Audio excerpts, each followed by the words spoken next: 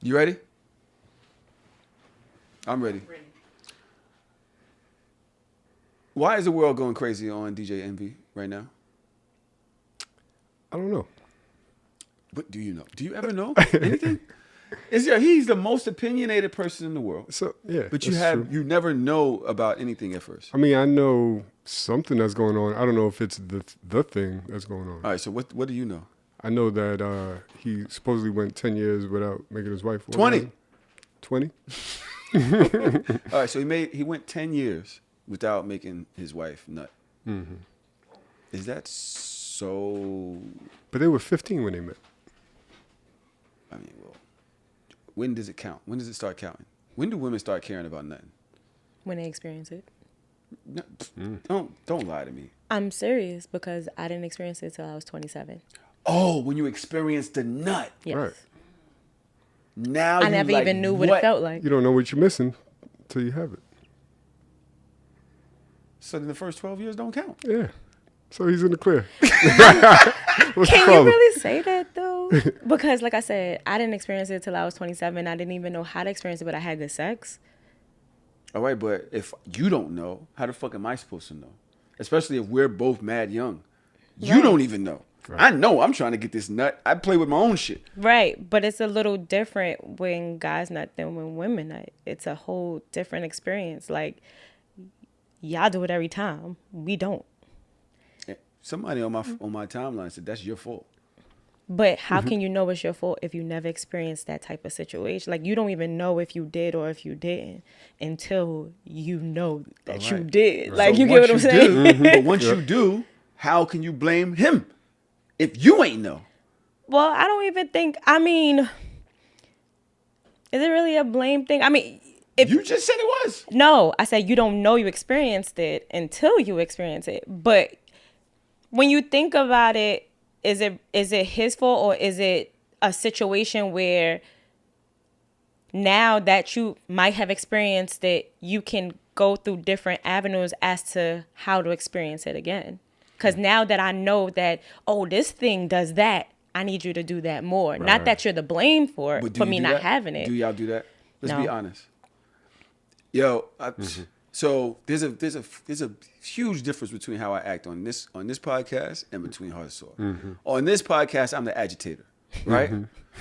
So I want to know why on this podcast, because I know why on Hard and Soft, but on this podcast, I want to know how women blame men for not doing things to their body that they don't do for themselves or know how to do for themselves or like demand for themselves. Right. Like, as I will tell you, like, nah, don't do that. I don't give a fuck. That's not gonna be choking me. Me personally, don't choke me. Bruh. That is not a good feeling for I. Right. Okay? It demasculates It you. just makes me feel crazy. Like, bitch, what are you doing? I'm not him. Whoever you mad at right now, get your hand off my neck. Right. I'll tell you that. And I won't perform. It won't happen. We might be done if you don't move it fast enough. It might be over forever. Yeah. But what I'm talking about is, and I use this in intention in Hard or Soft, intentionality. I know what I want. I go for what I want. I'm serious about it. You can't compromise it.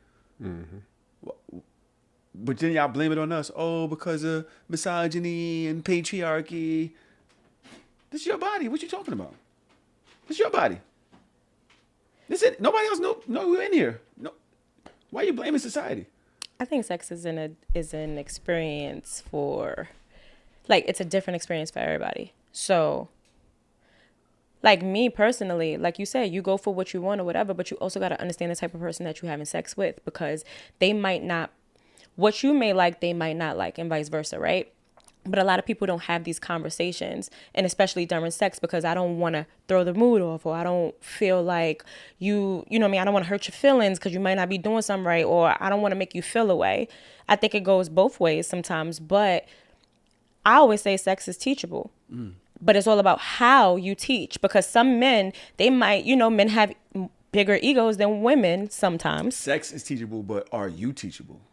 Is the Right. question. But this is what I'm saying. So, like, for for me, I don't know if any women can agree, but for me, I teach by seduction. So what I do is I might moan, or I might make you feel more better, like in a space where I want you to be more in. So like, let's say you might do a little twirl or something like that, but I like this twirl. I'm not gonna say, yo, I need you to do that more, or I don't like that.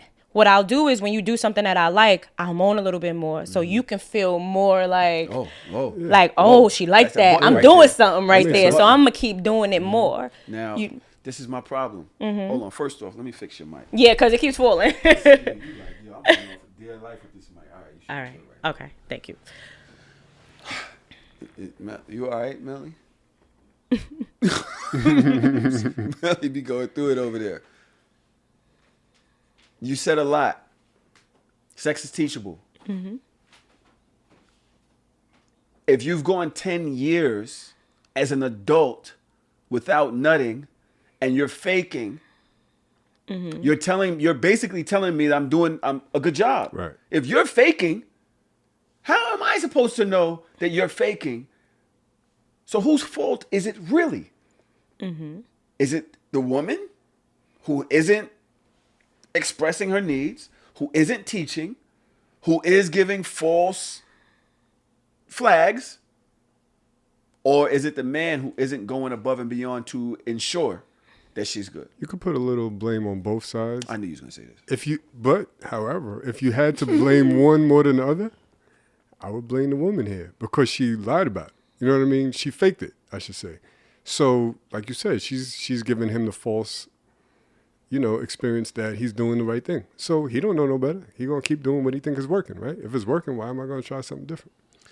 Or you could be selfish. I am personally going through a sexual, I want to say revolution, something that's changing how I move, right? I can honestly say that probably half of the women that I've had sex with, maybe 3/4, I did not care if they nutted or not. It wasn't my wife, wasn't my girlfriend. And I will also say that in my past, I was not sexually aware enough to be able to please even my woman, because that would mean I'd be taking more time. I would be doing more foreplay. I would be listening more, paying attention more, increasing the atmosphere. Women come from a lot of different things. It ain't just touch and sex. It's all types of shit. It's whispering and the way you talk to her. It's grabbing her up and the man, go in there, take that shit off. Wait till I come. I'm coming there. You want that bed? You turn up the music. You turn up that. You put your hands on her. You put some oil on her. You get her in the mood. Shit, I was watching Game of Thrones and shit. Foreplay is important. Game of Thrones, yo, what my man on Game of Thrones said this week. Hold on, I'm gonna find it because I just put the shit up the other day. What my man said on Game of Thrones. Hold up, it's right here. That's Daenerys. Yo, Daenerys, I love you, girl.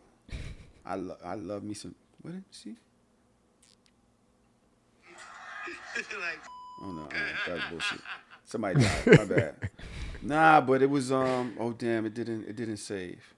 Basically, he was like, yo, you gotta take your time. Don't just rush in. It takes about 20 minutes. The nigga said this on Game of Thrones. What's his name? Tormund Giantsbane. Who? Exactly. I know you. I don't watch Game of I Thrones. watch Game of Thrones, but I don't know the name. Tormund Giantsbane, the wildling with the big old, with the head, and he had the beard, orange beard. Yeah. You know what I'm talking Yeah. about? He was talking to John about, yo, John was scared of angry pussy. John ain't want no parts of angry pussy. He was scared to death. He said, yo, they told me not to. Nigga, you out in the middle of nowhere. You can't get you a little bit of cut right now? A little something. A little pussy on its side, nigga. Anyway, taking your time is a thing. I did not know that. Women never taught me that. Women have always made me feel good about getting in there and bam, bam, bamming. Same. I But can you- say the same. You know what it is too? Sometimes it's not always about the sex. in a woman's mind, even though it's about the intimacy of the sex, right? So she could just like you and just want to be a part, want to share that with you, right? And some women tend to tolerate certain things because they care for you, they love you, and things like that. But you brought up a good point too, as far as men. A lot of men don't take their time to know a woman's body, to get to know. A lot of them just go in because it's selfish. All of that stuff that you explained means that I have to care about you. It means that I have to, and a lot of the times it's like you're having sex, you're not trying to wife her. You're not trying to be, you don't want her to be a girl. That takes too much time for a person that I'm not even trying to go past this stage with. But what if, even if it's just a fuck friend, don't you want to? You do, but think about the emotional side of it, right? Because sex can be very emotional, and it can be very emotional for women too, right? So even if you take those steps, right, that means that she's sucking me in.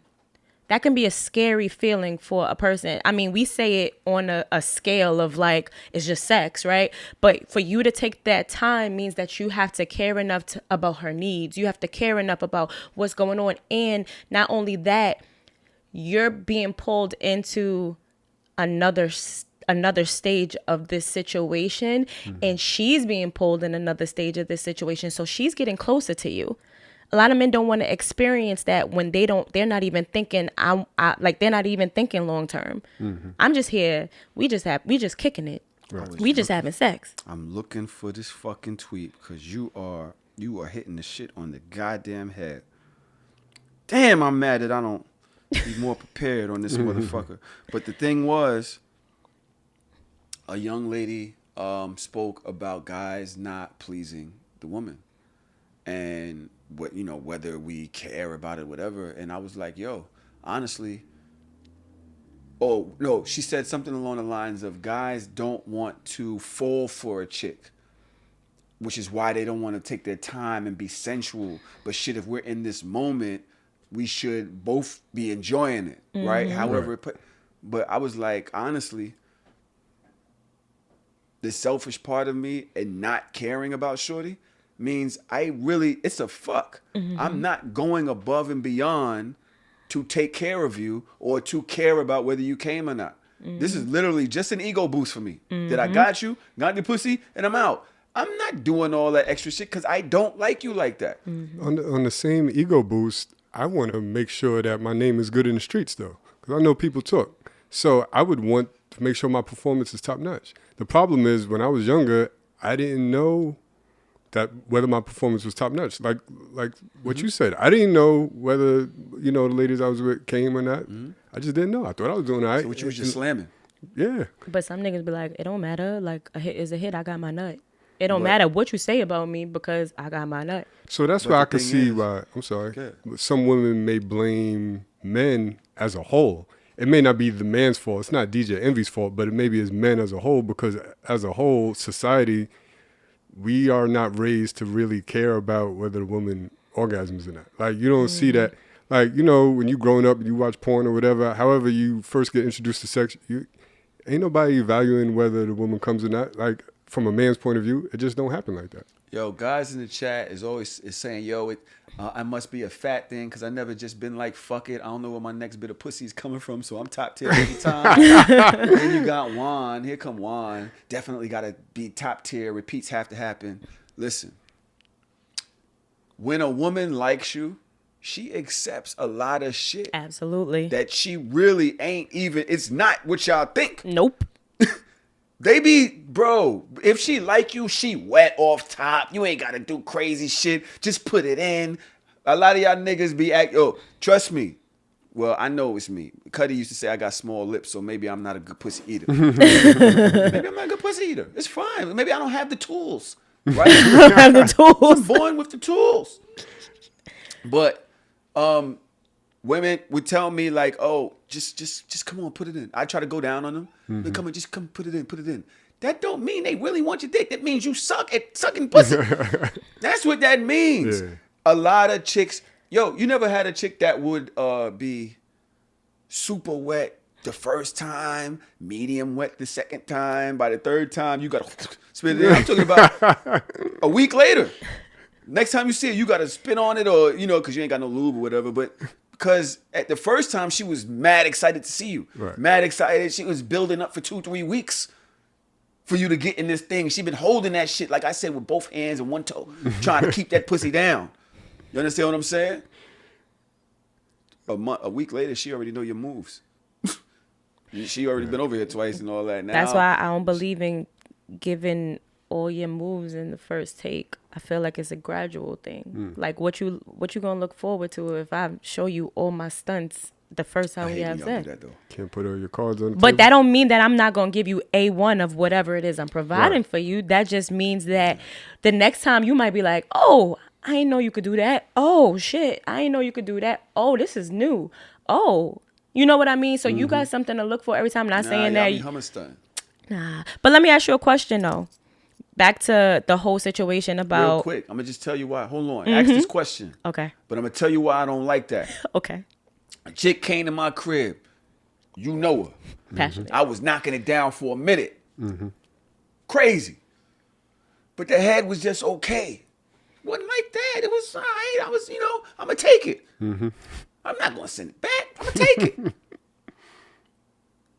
After a while, I was kind of like,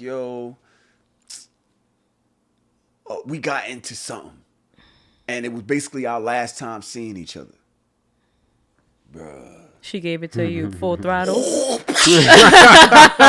Bruh, you heard with Drake, that song Drake, Hot Toot. Bro, she went far in. She was gagging. The shit was sliming all down the side of my shit. That's equivalent to when men don't give you 100%, and then when you're about to leave out, they want to pull out all the stunts and everything that you asked for, everything that you did, you wanted from them. When you're about to leave, now they want to give you all that. It's the same thing. But why would you?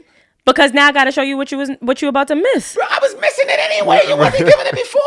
Now you gonna think about it now when you move it was on. 15 years ago. I'm still thinking about it. See? That's the whole point. At that point, we I'm gotta leaving an reconsider. impression. I did reconsider. We got to reconsider moving on. Like, wait a 2 minute. years after that. Exactly. Almost fought her next man.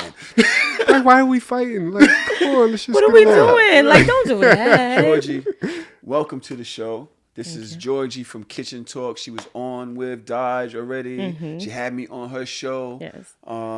Can't wait to see. You already dropped your episode with me. Can't wait to your next episode. Yes. We're going to talk about it. Yes. But you had a question. Yes.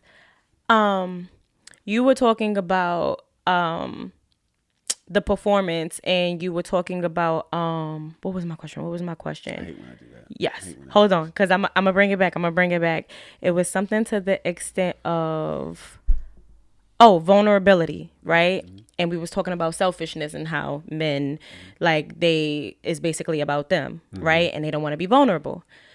You ever had sex with somebody, right? And was like, it was so good that you was like, damn, I gotta back up a little bit. No? Like, you never had a situation where it was like, damn, like, I'm not trying to go there, but the way the performance was, I might just fall for her.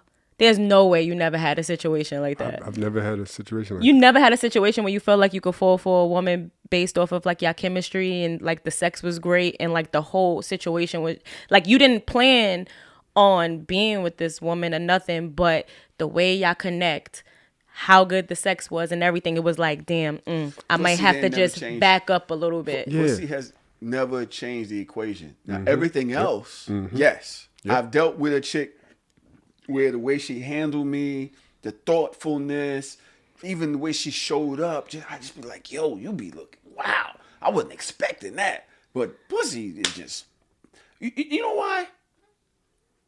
Most time, men is doing the fucking for me. Okay. It's very rare that pussy fucks me to the point where I'm like, oh, I'm fucked. Like, I'm, you know what I mean? So it's my performance that her pussy doesn't change. But I don't mean the pussy itself. I'm talking about the whole situation Yeah, with the pussy, because I've never been dickmatized before. Right. So, like, I don't care how good the dick is. It doesn't matter. Like, everything else, it has to be a whole hundred. It's them other things. This is just a addition to Them the other situations. things will make the pussy better. I tell you that. Right. The other things will get me into a point where now I'm kissing and stroking, and it's making love. It's making It's love. the idea of making love where we was just supposed to be fucking. Right. Right. But after you realize, like, oh shit, I just made love. I'm making love now. But does that scare you? Yes. Never scared me. It never scared I can you? make What's love. your sign? Gemini.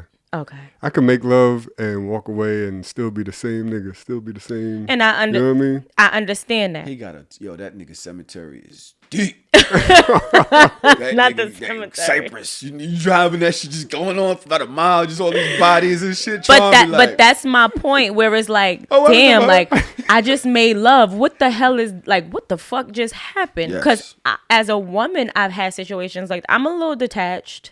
You know what I mean? I mean, I'm very picky with who I decide to lay with, but I'm detached in those situations as a protection mechanism, right? And it just comes naturally. But when you didn't intend for shit like this to happen, and then all of a sudden it's like, whoa, like that was a little intense. You know what's fucked up? I actually looked for that. Like, I want the top notch. I want the wifey experience, but not the wifey. And that was definitely detrimental to me. Like, looking back on it, I'm like, damn, that was fucked up. You know what I mean? Like Tahoe said, broke a lot of hearts. Unknowingly, I was just doing me, but I didn't realize, I was younger, Right. immature, didn't realize what I was doing. But I was looking for a top-notch sexual experience every time, and I was able to detach immediately. But in the long run, the woman suffered for that. Absolutely. every time. But that's what I'm saying They as call far me as crying. like when men are having sex, right? But that's what I mean by like when men are having sex, how you're not really thinking long term. You get what I'm saying? Even if you looking for that experience, even if you're in that, or I want to make love experience, you still have this level of detachment where you're not really caring about her. It's all about you. So even if she does teach you or if she does say something to you, it's still about you. It's not about her. I think we are changing as we get older, where it's like more of, I want to make you feel good about this experience because in turn it's going to make me feel good. But I'm caring a little bit about you, but the majority of men don't. It's all about them and their experience and the kill. This is fire. This is fire. I will tell you one thing.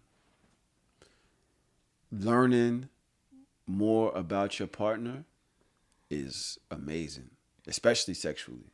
But it doesn't come in the bedroom. It's right here in your head. It's the talking and the listening and the paying attention and the patience and the taking time. And once you start, but fellas, a lot of women suffer from the idea that you're going to treat her how other niggas have treated her. So they protect themselves. They don't say much. They've been through some violent shit. You're her protector. The last thing she want to do is insult you or turn you off to the point where you're not going to cover her. You're not going to accept her. So they a lot of women, they see where you at, they go there.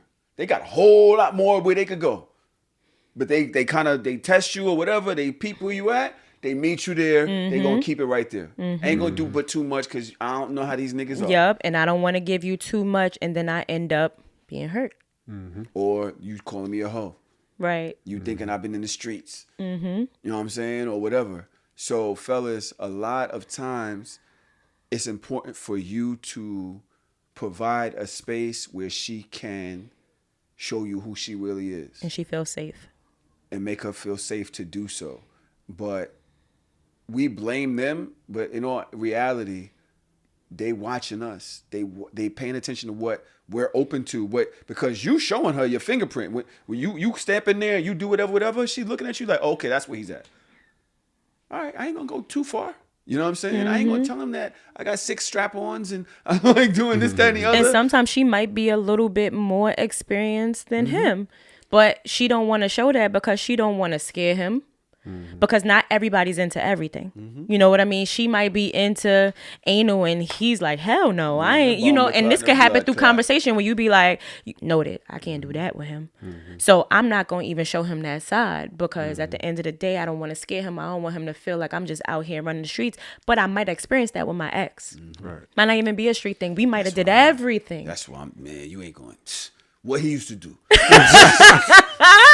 What you used to do. 'Cause we about to take that 10 times. Nah. Nigga be like, yo, you know But she likes see, anal, you're right? a little more Yeah, I do sexually too, bitch. What you liberated. talking about? See, but not every man feels that way. You know what I mean? You've experienced more. You're a little more liberated. You know what I mean? Some men might feel a little uncomfortable with certain things, you know? But a woman, sometimes she might feel uncomfortable, but she's looking for him to lead that situation. Some women like to dominate, others like to be dominated. Some women who dominate like to be dominated. You get what I'm saying? You got to know your partner, and that's where these conversations come in. And not just your partner because that's my girl, but even whatever sexual experience you have, because you want it to be a memorable experience. You want them to remember you. Trom, you ever been with a chick that was way more experienced than you? Yeah, definitely. Did it intimidate you at all? Nah, I enjoyed it. How did she show you? How did you know that she was that more experienced? Because she introduced me to certain things, and I always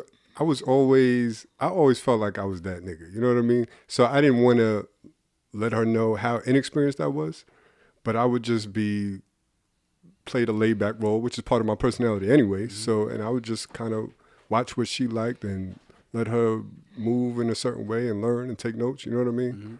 But I enjoyed it, especially being young. That's the way you learn, by being with different partners. You know what I mean?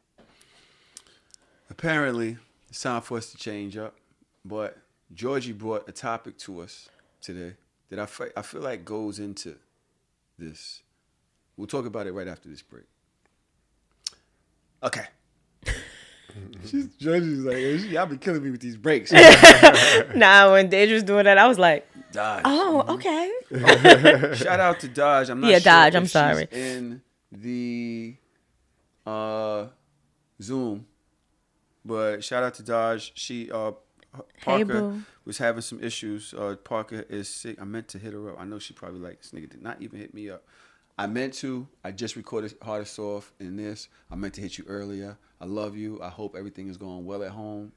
And shout out to my niece. She be like, Uncle. Shout out to Dodge. Feel better, Parker. Yes, Dodge. Let me see if I can find this clip. Where'd you find that clip at, Georgie? Do you have it? All right, here we go. You found it? So, the topic that at hand actually goes in with this clip. Now, we're talking about dealing with women and having disappointed them in the past, which is a good segue into this. I hope it makes sense. Of course. You controlled your life forever. You can't control that. Like I couldn't. But you can't. No, I couldn't. It's two people that involved in the divorce, bro. Yeah, but no, I never talked about this, and I'm glad you guys are asking because I don't mind talking about it. But I was bad. She was awesome. She really was. It was all me. I was just, look, we don't need to talk about what I was doing, but I wasn't protecting her and protecting those vows. So, sometimes when you live that double life, you get caught up in.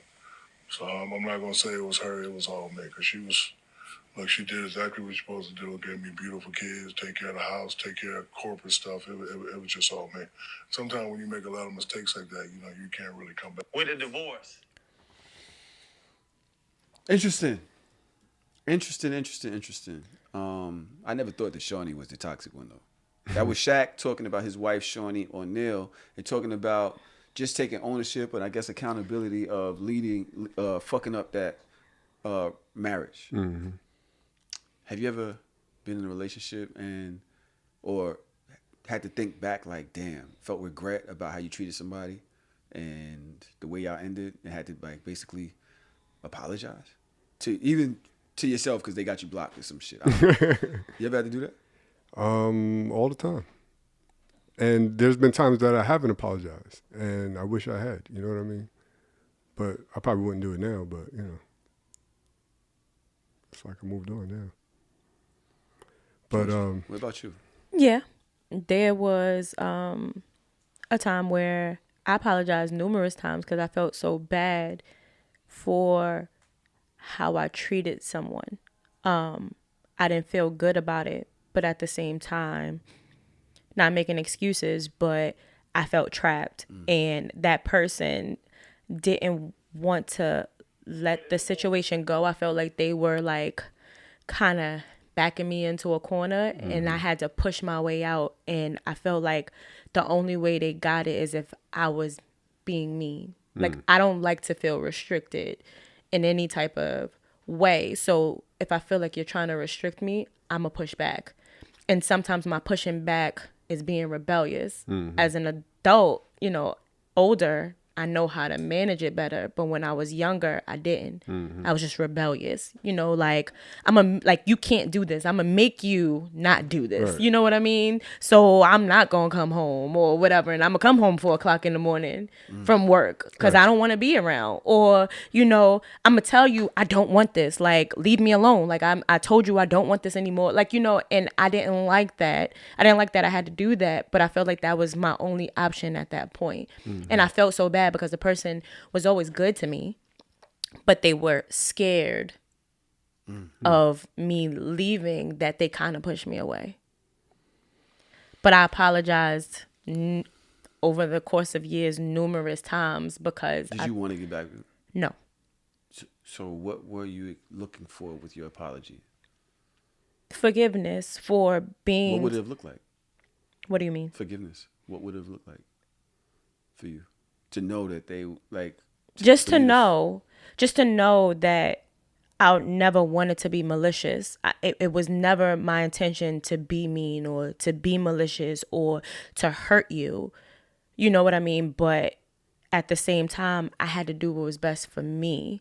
We were on two growing levels. Like, you know, I was growing outward and they wanted to stay the same. So that was where the drama and the problems were happening because I wanted more and they wanted to hold on. So it was kind of like, it's kind of like you about to fight and somebody holding on to you, like, get off me, get off me, get off me, but they won't let you go. And you like, get off me. You might hit them. And it was kind of like that type of situation. It wasn't intentional, but I had to do what I had to do to break free. Sean, so you have apologized and you haven't apologized. I haven't, and I will. So I actually started seeing a therapist, and I was speaking about my past relationships, and my therapist was like, yo, you actually are very self-aware, and she mentioned, like, you know, I have a high level of maturity when it comes to my accountability. Uh-oh. But she was like, you have to express that to the people that you felt like you've done wrong to. You know what I mean? It's one thing to be aware of it. It's another thing to express it to somebody. And so there is somebody in particular I'm probably going to have that conversation with. And it's not just for myself. It's for that person. Because sometimes you could leave a situation and that person might be like, damn. They might think that they was tripping, and you got to let them know, like, nah, it was me. I was bugging out. I did this, that, and the third, because some people could leave and they take that to the next relationship and just as an adult. And, you know, there's certain people, whether you want to be with them or not, like I know you said you don't even want to be with your ex, but you still owe that person just as a human being that you cared about at one point. You owe them. You don't owe them, but it would be beneficial for them to, like, clear the air, like, nah, I did some shit that wasn't right. You know what Something I mean? about me says, I don't want you to... I'm scared about that for you. Because I don't know if my girl would be happy with me saying I want to apologize to my ex. Like, I feel like my girl, as much as she knows that I'm here, she'd be like, so why are you thinking about that? Like, why does that matter? Like, what are you trying to do? And I'm just scared about that. When I want to act as a human being, because some people don't receive it the way you're giving it. True. Like, say your ex now thinks the door is back open. Right. You know what I'm saying? Yeah. What if they respond in a different way? What if they start liking your pictures now? Or whatever, like all of a sudden now your girl is looking like, what, this bitch back around, what's going on? We was just arguing 2 weeks ago, now this bitch back around, you know what I'm saying? Yeah. You don't know how people going to receive certain I feel shit. like you got to be clear. You know what I'm saying? Like, yo, my therapist told me to do this shit. I don't really like it like that, you know. Man, you don't know how people going to receive shit. You don't know how people are going to receive shit, but you're not responsible for how people receive your what you I'm say. responsible for protecting my crib, though. But your intention, it's all about your intentions, whether it's good or bad. I am not responsible for how somebody receives what I say. I'm only responsible for what I said. And my thing is, even if you start liking pictures and stuff like that, it's my responsibility to keep those boundaries. Now, am I apologizing while I'm in a relationship or something like that? Am I thinking about that? No. These things have happened over time. Me and that person, we're still great friends. You know what I'm saying? Like, I have no problem with apologizing to anybody if I did something wrong. Of course, there are people that are still apologizing to me for the things that they've done to me. And does that mean that things are going to change? No, I accept your apology, but I've moved on. Some people don't know how to do that. You know what I mean? I've also accepted people not apologizing to me. My closure is within me. You know what I mean? So regardless, if you feel a way and you want to apologize to your ex, that's on you. Can you do that while you're in a relationship? Huh? Can you do that while you're in a relationship? Why can't I? Yes, I could do Your whatever I man want. be cool with that? You calling up your ex? I don't know. I mean, because Georgia, you mentioned an important word, closure, and I think that could be valuable for your current relationship to have closure with your previous relationship. It could be healthy. Yeah, because of know? what sometimes Right. what you Sometimes do. closure is just a scapegoat for it. But my thing, Communication. but that's how you gotta assess the situation as the situation comes. True. You know what I mean? Because it's not always the case. If you apologize to me and be like, I'm sorry or whatever, okay, apology accepted. Now, if you try to push your agenda on me and that's not where I'm going, then I'm gonna stop that right there. I accept your apology, but that doesn't mean that you gotta, Back in the you know door. what I mean? You back in the door. No, I've been through that too, where people have apologized to me because they want to get back, and it's like, no, the damage is already done. Right. I'm okay. Like, I accept your apology. I appreciate it because I might have needed that, because that might have been weighing on me, that you did some shit to me and you're not even sorry about it. I don't believe in apologies if you don't mean it. Right. You know what I mean? If you don't, if you perfectly okay with what you did, it might sit with me, but don't apologize, because I don't need no fake apology. I'm gonna ask a question seriously. As a girlfriend, right? I'm a girlfriend. If my man feels the need 2 years later or a year or whatever to go reach out, I'm asking why. Absolutely. What are you trying to, like, why are you thinking about this? Like, are you thinking about this while you laying with me? Like, what is going on that you felt the need to go back that way and do all that? No? To George's points, it depends on the person. It depends on the relationship. If it's somebody that you have no ties to and they're across the world and y'all just moved on, maybe not. You don't go reach out and seek them and find them. Right. You know what I mean? But if it's somebody that you might need some closure, maybe you have a kid with, maybe you see them, you have mutual friends, whatever, it might be healthy for everybody. Or maybe you're in a relationship and throughout that relationship, you realize the shit that you did to somebody else. Sometimes it's like, you know how when they say that sometimes your relationship prepares another person for their relationship? Absolutely. Like, you might not have I might have argued you down about certain things, and you fought me that you didn't want to do it, and then you get into another relationship and you do the shit that I asked for, right? All the time. But at the same time, What the hell? because that person makes you feel comfortable, that person makes you feel comfortable with doing those things. Maybe the fight that I gave you, or whatever, or just our relationship, our connection, I just wasn't that person. True. So then you got with another person and it's like, damn, you might think like, damn, I'm doing all this stuff that she asked for. Nah, that shit happens. That's fucked up. Yeah. You know what I mean? That's fucked up. because- I'm sorry, but you might not have just been that person. But I That's it. apologize if I made you feel any way that wasn't my intention. Cool. We leave it at that. I appreciate the fact, because maybe you lifted something off of me. Maybe how you treated me kind of weighed into my relationship now, because like you said, even during sex, right? Like something that somebody else might have caused me to close my heart and not feel safe with the next person. So maybe that apology and understanding that it wasn't my fault, or understanding that, you know what I mean, it was all on you and not me, maybe that opens me up now to be a better person in a new relationship that I'm in. Seeking the new relationships. I saw a meme. I normally don't pay attention to memes. Just a bunch of people talking dumb shit. Don't be meaning nothing. Some motherfucking idol. What is the meme app, by the way? How do you make these things? Oh, the You have it? memes? Yeah. You have It's the like meme a app? GIF app or like, yeah. You could do it on WhatsApp. You can make a meme on WhatsApp. Really? Mm-hmm. That look just like this? Yeah, you can make a meme out of a picture, whatever. Like, they have it on WhatsApp. I was looking at my good friend, the situationship page. Love the situationship page. Think she did a great job. Remember she was building this shit years ago. And she's come a long way.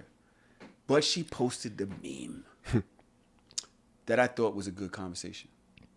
Might be, might not. I don't know. Ladies, you met a man you're interested in and want to date him. His ex calls and wants to fill you in on her experience with him. Are you taking the call or nah? I am. I'm a curious motherfucker. So, like, I am. You're talking to his ex? I want to hear what she got to say. Because I'm curious. Like, you want to call me, fill me in on him. Am I going to take, I'm not one of those people that hear what you got to say. I'll slip and bump my head. I got to experience things for myself. I don't listen to what everybody say, but I want to hear your take on it. And I'm going to ask him about his ex. And I want to hear his take on it. Because now I got two sides to both of this, to the story. Sean, what you think about this?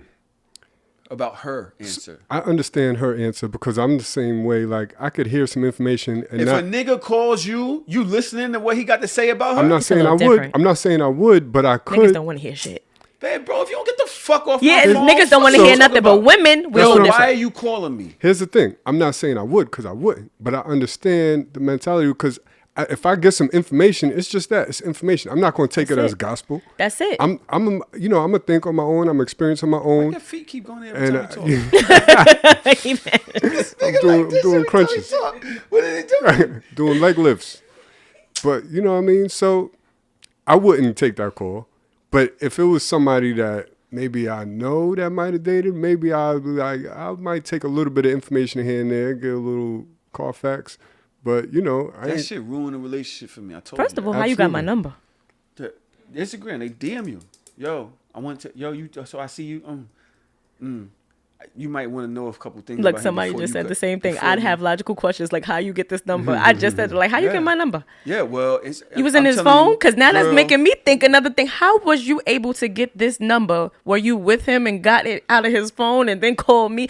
Let me know what's and going what's on. your motive? Why do you care so Yeah. much that you want me to Yeah. know this information? You Like, mad at him? Yeah. What's That's up? my problem. Yeah. With all of this. Perspective changes people's reality.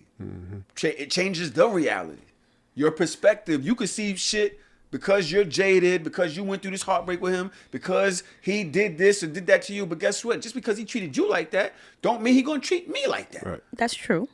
So why? First of all, I love a chick that's about her. Why are you worried about the nigga I'm dating, ma? I'm smart. I got a mom. I've been through high school and college and all the time. I know how to date. Leave me the bitch. If you don't get the fuck out of here with your nosy ass, I'm fucking him tonight. I was gonna wait. Right. I'm definitely fucking him tonight.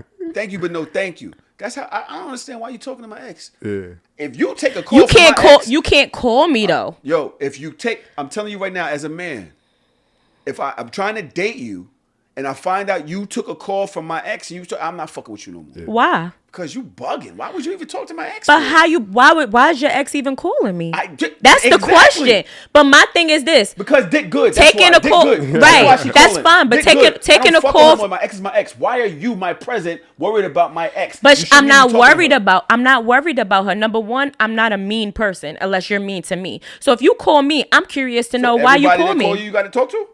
No, but be scam but like why? me? You But be why like would that? you be so mad that I took a call from your ex? You confident in yourself, right? So I'm a question you now. Why you so mad that that I took a call from her when she called me? Why you mad at me? Be mad You're at her. involving yourself in my I'm not past. involving myself in your past Yeah, at you all. open- Your you past opening came that and up. met me. Nah, but you opening the door. I'm not I'm not opening the door for nothing. Okay, cool. I appreciate it. Now, if you calling me again, all right, sis. Like, I understand you called me the first time, but do me a favor. Don't, we happy over here. Don't call me no more. I got you. Like, you call me. That's fine. I heard what you have to say right now. like, you don't matter. If you entertain the BS, then yeah. I mean, that's y'all. I'm not entertaining nothing. You call me once, okay, cool. That's cool. I hear you. I understand what you're saying. Whatever. I'm gonna go to you and I'm gonna tell you about it. We could laugh about it. You Why she ain't call say me? you was telling me. You said you was asking me. You coming to me asking me questions about something my ex told you. I'm not. And I'm no. No, we didn't talk. We didn't talk about that. Like that. Yeah, we had sex, but I don't know your last name. That's like, not. That's not. doing? That's not what this is. But that's not what this is, because if your ex called me, because I've had people call me. That's crazy. I've had people call me on some. I think it's funny. I ain't even gonna lie. The shit is hilarious to me. Like, for you to even call me, because 9 times out of 10 I don't even care enough, right? But and if you call me on some ex shit. What happened? All right, cool. I understand. All right, cool. Now, if we gotta, I'm not gonna, like you said, I'm not taking it as gospel. I just want to hear what you gotta say. Why? Because at the end of the day, we already spoke about your ex. Because I'm gonna ask you about your ex, because I want to see what happened with your last relationship to help me understand you. Right? Now, if your ex called me, That was like I me said, then. that's a whole fine. different nigga. Not always. Right. It's not always a whole different nigga. Sometimes, because sometimes history repeats itself. At the end of the day, I can't only take your word for it. I want to hear the other side. Sometimes y'all don't tell the other side. Y'all say, oh, yeah, she did this and she did that, whatever, but you're not telling what you did. Sometimes you might tell what you did and you only telling half truth. Need to know what I did to her? Because then I need to know how you're going to perform in this relationship. I might not perform that way with you. That was her. That was our you chemistry. Might not. Our chemistry made oil. Ours might make water. Why are you worried about me and her? Because I need this was 2-3 years. You don't know the things that led up to me acting the way I did. I don't, but I need to see every angle. I need to see every angle of how this can go. That other side. Well, then we not meant to be together. I'm fucking with you. And that's just what it is. I'm okay with that. We're dating. Carmelli, stop it. It sounds like you don't want people to know what your past is. No, I ain't worried about that. Okay. But I do want a chick that's gonna listen. Why are you taking all this information from? If it's you and your homegirls, I ain't cool. I'm not taking no, but I'm not taking. I used to be fucking her. But hand around her throat. Why? Wait, hand on frontal. Why you worried? Why you mad at me for somebody calling me is the real question. And because I took a call. Entertaining nonsense. I'm not entertaining anything. You not entertaining no nigga because you're a nigga. Niggas don't entertain other niggas. Oh, women want to hear. That's sexist. It's not sexist. It's the reality. Most men don't want to hear. Nigga, why you calling my phone? That's not bro code. That's not real nigga shit. Not real nigga shit. Women, we're a little bit different. We respect the gadget. We probably knew who your ex was already. We knew who she was. Yeah, but the question is how she got my number. The question is why she feel the need to call me.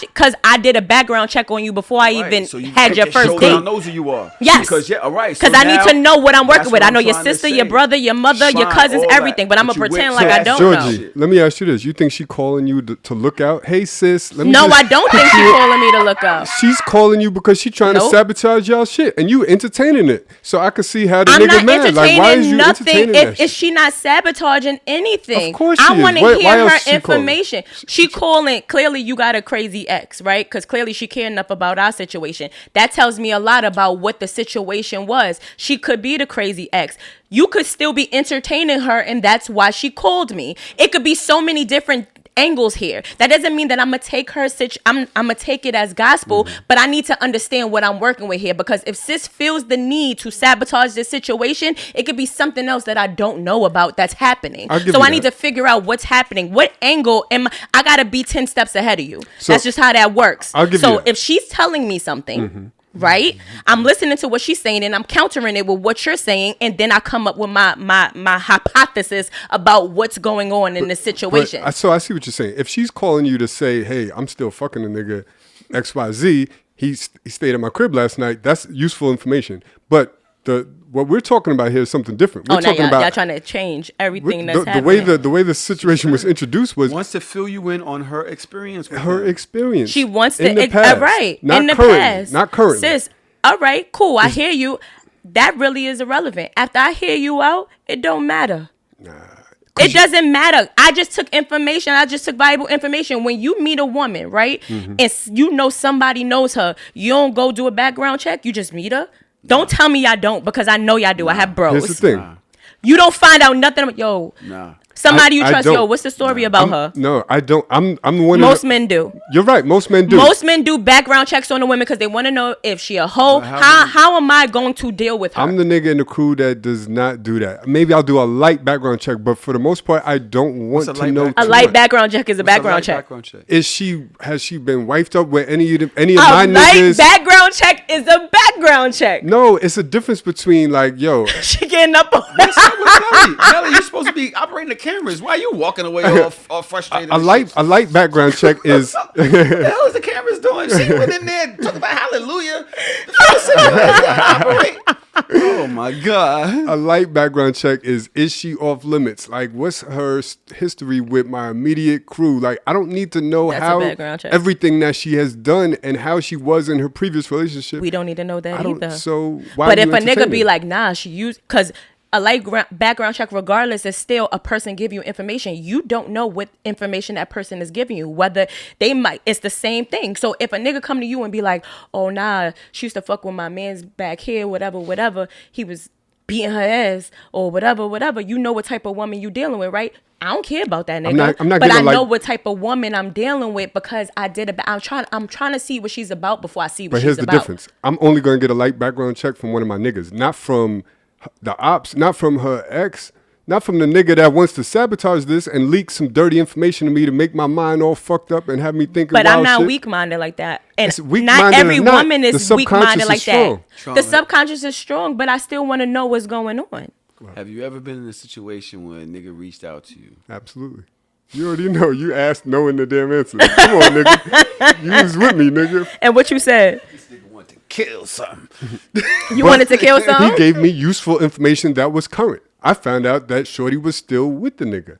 That was different. But it's not different. So what? So it's not different because you don't know what information you're getting until you get the information. You can't foresee what information sis is calling you, telling you about, or this man is calling you, telling you about. You listen to see if it's useful information. Whether it's in the past or not, Gotcha. you're listening to see if it's useful information. If I'm taking one phone call to see what's going on, to see where I stand, or to see how I'm gonna assess the situation, that's not a problem. You can't be calling me. We not friends. Don't, like, you can't call me all the time. Like, let me tell you what this nigga. I don't care about none of I'm that. going off None of how that. the topic was introduced. I want to say this. It's the Being calm a voice for me. nigga is whack. Because women get to do all types of shit under the guise of being a woman.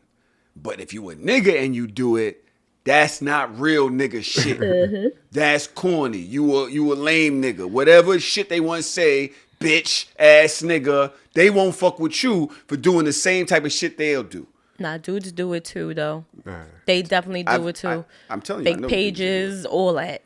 I know Like- dudes that do all this. Yeah, the nigga I that know called What me is was you wild doing, corny. baby? But it's like, yo, if I start doing that research, if I'm talking to your ex and all that, women looking at you like, But a lot of the times we don't know. I know dudes who will go through their friends. I just was talking about this too. Dudes who will go through their friends' IG page or whatever to see what's going on, so that she doesn't see him on it, or they might switch account, or let me get your account information just so I could peep on her. Guys do stalker shit, but we don't know about it. A lot of women don't think that men do this, and I know because I talk to them. But because a lot of women aren't in tune with what guys do, they don't hang around guys like that. I hang around a bunch of niggas. I got a lot of bros who I see them do crazy shit, or who they come to me for advice for, so I see it. So I'm a little bit more in tune. Women who are around men, but a lot of women, they don't. Nah, he not doing that. He not. Girl, you be surprised. Yeah. Oh, he not looking at my comments. Yes, he is. Do you talk them off the ledge? Tell them niggas to cut it out. I do talk them off the ledge too. Like, you ain't gotta do what you doing all that Right, for. yeah, you doing I too would do much. it for a woman You're too. gone What you too doing? far. You ain't gotta, if you gotta search on sis page, whatever, you ain't gotta do all Yeah. that. Cause then you're gonna drive yourself crazy. For what? and the relationship over anyway, matter of Right. time. Because you start to react to shit. that Yeah, we you ain't start even been becoming through. insecure. You start doing little things and it's unnecessary. Saying shit because you seen a comment that ain't got nothing to do with nothing. Now you acting funny towards me. The energy is different. I'm taking sis call. over. Huh? I'm taking sis call. You taking sis call. I'm gonna tell you right now. Once I see that you inviting in the past into what I'm doing now, because whatever happened in the past with me and Shorty, it took me a minute to get over. Probably don't talk to her no more. How Probably did took me she some get time. my number? Probably took me. How did she get my number Now in you the arguing with me. I first ain't even place? telling you how I feel about the situation. You arguing with me? You starting to bring, you letting this shit fuck up your You see? energy. Wait, hold on. But do you? You know what I'm saying? I want y'all to pay Ladies, I'm trying to women, move forward. ladies, I'm trying to ladies, explain to you ladies. how I feel about your behavior, and you starting to bring in this. I ain't got nothing to do with Ladies, that. I want y'all to understand the gaslighting that's happening at this very moment right now and how you just became the blame for a situation that he was involved in, that got you nothing had to do with her nothing to hitting do you up. with. Somebody from control his him? past got your information and called you, and you're the problem. It's your fault for taking it. It's your fault for saying something about it. It's not your fault. We're talking about my feelings to your behavior is gaslighting now. That's what it is. You can't do nothing in this world no more. No, 'Cause I everything think is how that you you're affected focused on somebody else. No, I think that you're focused on the wrong situation. You're saying that if you take a call from my ex, I'm not fucking with you no more. Yeah, because my ex calling you is out of our control. How you receive that call is within our control. So if you receive that call and you And I'm not worried and about you're it. open to all that bullshit, If I that's receive that fucking up call what and we I'm got like, I'm here. not even worried about what she said. I'm gonna So tell you why right are you now. receiving it then? I'm gonna tell you Because right I now. want to hear, I want the knowledge to hear what she Yeah, has to if say. you 'cause wanna she hear might- it, that's a you problem. just told me, What I you told just you. said that somebody called you and you was livid. That's okay. But and you took the It was call. current information. You didn't know that. I'm gonna tell you. I You didn't didn't say- know that when they called you. I didn't take the call to be mixy. And I'm not taking the call to be mixy. I'm taking the call to see what she has to say. I'm trying to hear her out to see why she felt the need to call me. Now, if it's some bullshit or something that I know could jeopardize what we got going on or whatever, and it's from the past, I don't give a fuck about. Sis, I- whatever happened before me, I don't care In my about. instance, Yo. Okay. Y'all about to be. I'm sorry. Go ahead. Y'all good? Look, she in. Because I'm She gonna. in. She like this on the nigga. Like, yo, and you shouldn't have had that bitch calling me. right. Listen, I was fucked up back then. All that. I'm not no more. You're letting her poison the fucking. You're letting her piss in the dating pool. Shout out to the situations. You see what I just did. Let's go to break. All right, boom. We got a listener letter. I want to start moving the segments forward a little bit. You know what I'm saying? So we got a listener letter. I want to entertain this listener letter really quickly. The dope thing is, he's actually in the Zoom. So we're going to take a little second. Carmela, can we let this guy in the Zoom so we can hear him here? Oh, are we recording? So how the hell am I going to have him in the Zoom if we're not recording? Huh? Yeah, you can hit record now. All right, so hit the record now. Yo, Trav. Or take back the hosting duties. Right. Well, can y'all figure this whole thing out very quickly? This meeting be recorded by the leave meeting. Got it. Got it. Great, Trav. Thank you. Now, what we're going to have to do is figure out how we can hear him. Can you, Melly, turn the sound on this thing right here so we can hear this guy?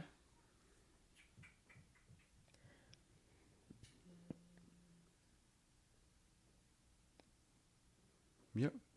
That should be good. It's being recorded. All right.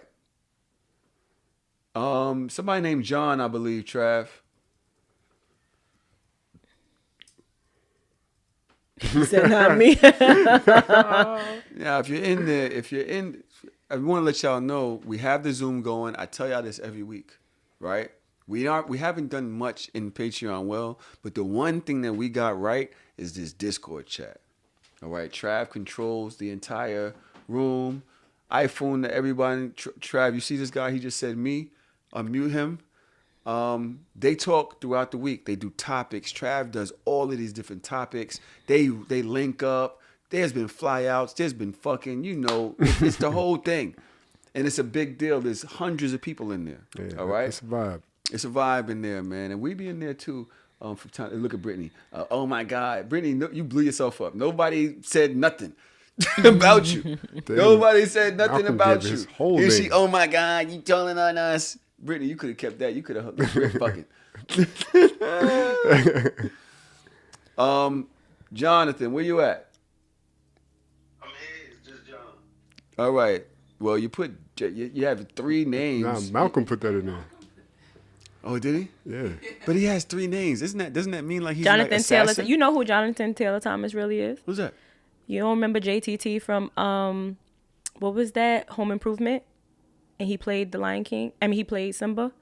No. White boy. No. You remember Home Improvement? Yes. You remember the middle child? No. I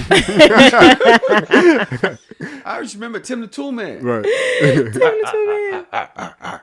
John. Yeah. You alright, bro? You wrote a long ass listener letter. Are you okay? For the most part, I guess. For the most part, you're okay. Now, I did not have the pleasure of reading your listener letter. So, would you like for me to read it, or do you want to just tell us what's going on?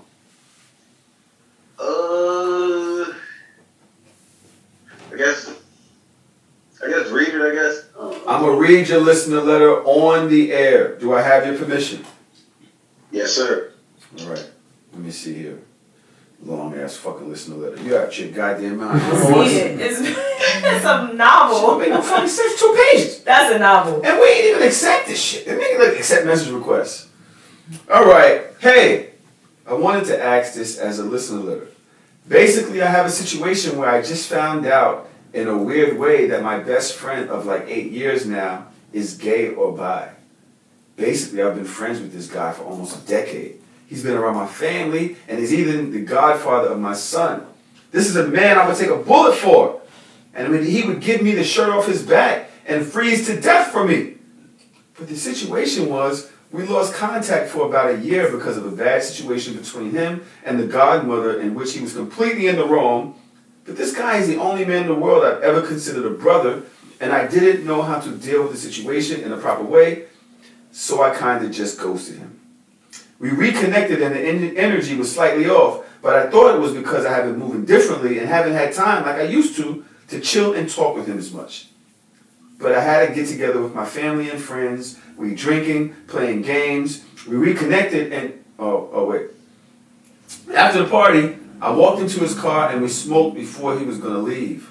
We standing outside of his car and we hug, and I tell him he's my brother and I love him. And he doesn't let...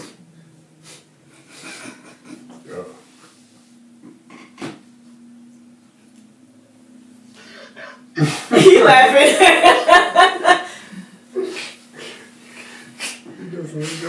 Can you finish? Come on. Not that laugh. Yo. Oh God. Yeah. And he doesn't let go. Then as we pull away, he kissed me on the mouth. This shit threw me into panic mode because I had no clue what the fuck was going on. I'm just standing there and pushed him away and told him he's my brother. And if he was anybody else, the situation would have handled very differently. I let him know I don't give a fuck if he's gay, bi, or whatever the fuck else, but that's just not me, and it'll never be something I'm gonna do. On top of that, I have my girl, and I'm not that great of a person, but a cheater is something I'm never gonna be. I need advice. John, you gay now, bro. Wow. No, you're not. Then you might as well just be with him, bro. That's it. Nah, fam, I can't do it. Wait, do you like him? I don't like niggas, period. Okay. I don't either. But what if he's just a black man?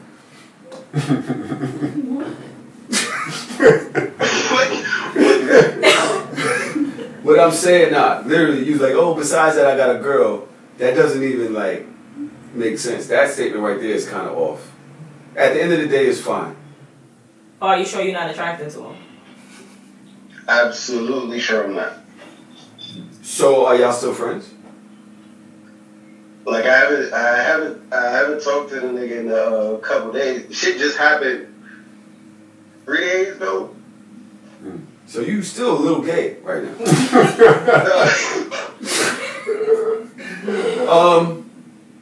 I've had a situation like that happen to me. where I was friends with a guy that was gay, openly gay, and I was openly friends with him around my friends and everything. I don't give a fuck. Like, I like you. You my homie. You know what I'm saying? Like, we gel, we talk. You ask me about my family. You know, my BM. You know what I mean? Why I'ma act funny towards you? I'm that nigga out here. I don't care what nobody else say. You cool with me? I'm cool with you. One day we on the train, going somewhere. We coming back. He was styling me for a shoot. And out of nowhere, the man tells me he's in love with me.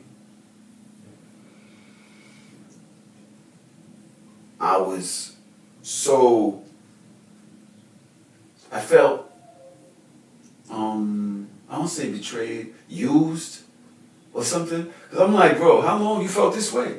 We've been friends all this time.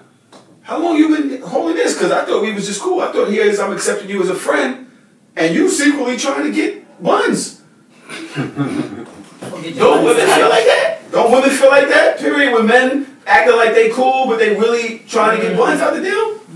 It's just a human feeling. Like, what? How long has it been like this? I thought we was cool. I accepted you as a human being. I didn't care about your sexual preferences. And the whole time, you was trying to get buns. He was brokenhearted. Got off the train at the next stop. Never seen him again for about 3-4 years. Stay away from me. Didn't come around me. Like, I didn't curse him out enough either. It probably took him a lot to say that.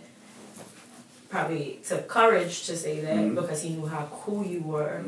And he probably felt that way for a long time but didn't know how you were going to take it. But he just felt like he couldn't hold it in anymore. And maybe his feelings were hurt and he felt embarrassed and he didn't want to make it awkward. And my problem with my behavior is that I overreact. Oh, so you overreacted? No, just the fact that like I let you go and I didn't even call you, say nothing for 3-4 years, that seems somewhat homophobic.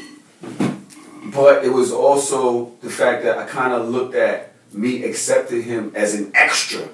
Because you're gay, I'm still accepting you. Like, it was an extra step rather than just seeing him where he's at. But it's kind of like you having a female best friend or something like that, or a person that you've been cool with for a long time, and then, you know what I mean, somebody develops feelings. It's like the same type of thing, just you don't look at it like that because it's the same sex situation, right. But it's kind of the same type of thing. We've been around each other for a long time. I know your ins and outs, you know what I mean? After I was like, oh man, like I kind of like you. If that happens and you run off, jump in your car and dip because my reaction wasn't right, I'm probably at your door. I'm probably coming over. We're gonna talk it out. I'm gonna make sure that you know, like, I'm not bad about my reaction. I wasn't expecting that. I love you. I don't want to go there with you. I can't lose this friendship.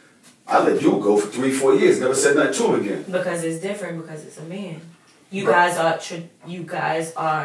society. Like, your societal norms are different. You know. So, you know, it's just it's a tricky situation. It's uncomfortable. You know what I mean? You start thinking about a whole bunch of different shit. He probably thinking about a whole bunch of different shit. You know what I mean? And you know, you got friends who they fall out and they don't even know why they're not speaking. Like, after a while, you forget. You don't know why you're not speaking. You just not speaking. Like, I ain't speak to him after this, and it's no love lost. It's not like I hate him or whatever or her, but it just is what it is. Sometimes that happens. In John's situation, it's a little bit different because there were boundaries overstepped. Yeah. In Tahoe's situation, he just expressed how he felt. Maybe you can't really blame him for that. You know what I mean? But to overstep boundaries, that's the same thing in a hetero situation. I can't overstep boundaries with my homegirls either. Like, you gotta read the room. You gotta, you have to know that the feeling is pretty much mutual, or else you're risking that friendship. Why did he feel a need to kiss you? How did he even get that close? Even though it was a hug or whatever, it could have been a hug, but there was some type of space in between that where he might have felt comfortable enough to kiss you, or he might have felt like the timing was right or the mood was right. Well, John said, "I love you." I'm like, I don't know, cause I have other gay friends, I have other straight friends, and I hug all them, treat all of them the same. I don't really care if you gay or not. Yes. I don't know, man. So you never liked the guy before? Remember you said Judge Mathis? Smoked a little crack before? No. Just once. Nah. You never like a guy. I mean, just it's once. okay. This is judgment free zone right here. Like, I mean, I just feel like, I mean, I'm not saying that you are, but I feel like at some point he had to have felt comfortable enough to try you like that. And I don't think that you should not be his friend or anything like that. He probably just read the room wrong. And, you know what I mean? If you care about him, I think that y'all still can remain friends. You just have to communicate and just let him know that there's boundaries here. So you telling me if I walked you downstairs right now, you give me a hug and I go kiss you, you still come be on the show? Yes. After what, you slice me or something? No. Like, I'm not a react. Like, I'm a little different. I'm not a reactor like that. But like, whoa, what we doing here? You know what I mean? Like, if this is if you make it uncomfortable after that situation, if you make it uncomfortable, then it's a difference. Like, I'll give you that first time with anything. I'll give you that first time, unless it's like something crazy. If it's something crazy, you know what I mean? Like, if you going overboard, he tried to kiss you. All right, cool. You try to kiss me. I go downstairs and you try to kiss me or whatever. You kissed him. Right? Did you kiss him back? Come on. No. How long? I'm just trying to get all of the information because it's like he kissed you. Did you How pop long the did back? the kiss last? Right. How long did the kiss last? Yo, he kissed me and I pushed the nigga away. Like, and the shit, like, I had to, like, step back and take a second because I didn't, like... You had to. Like, because this is my best friend forever. I didn't want to just swing on the nigga or nothing. Because, like, we been cool. This nigga done took me out of situations, all types of shit. All right, so he a gangster too. Sean, if I kiss you... So you didn't know that he was gay at all until he kissed you? No, like, I feel like it's something you're not telling me. He's never said it. He's never said anything like that. I will say, like, my girl, she's asked me before. She was like, is he gay? But like, she was like, I don't think he's gay, but are you sure he's not? Like, she's phrased it to me like that. Let me ask you a question even better than that. Let me ask you a question even better than all of this. Yeah. Do you love him? As a friend? Yes, as a friend. As a person. Yeah. As a person. Yeah, as a person. Are you willing to have this conversation with him? Yeah, like when the shit happened, I talk to him, like I let him know, like that's not me. That's never gonna be me, and just like pretty much I told the nigga, like, I can't. That's just not something that I can. That's not something that I can do. Right. I'm not. So what is the question now? To dudes in Did he accept that from you? Huh? Did he accept that from you? He said he did. So what is the question now?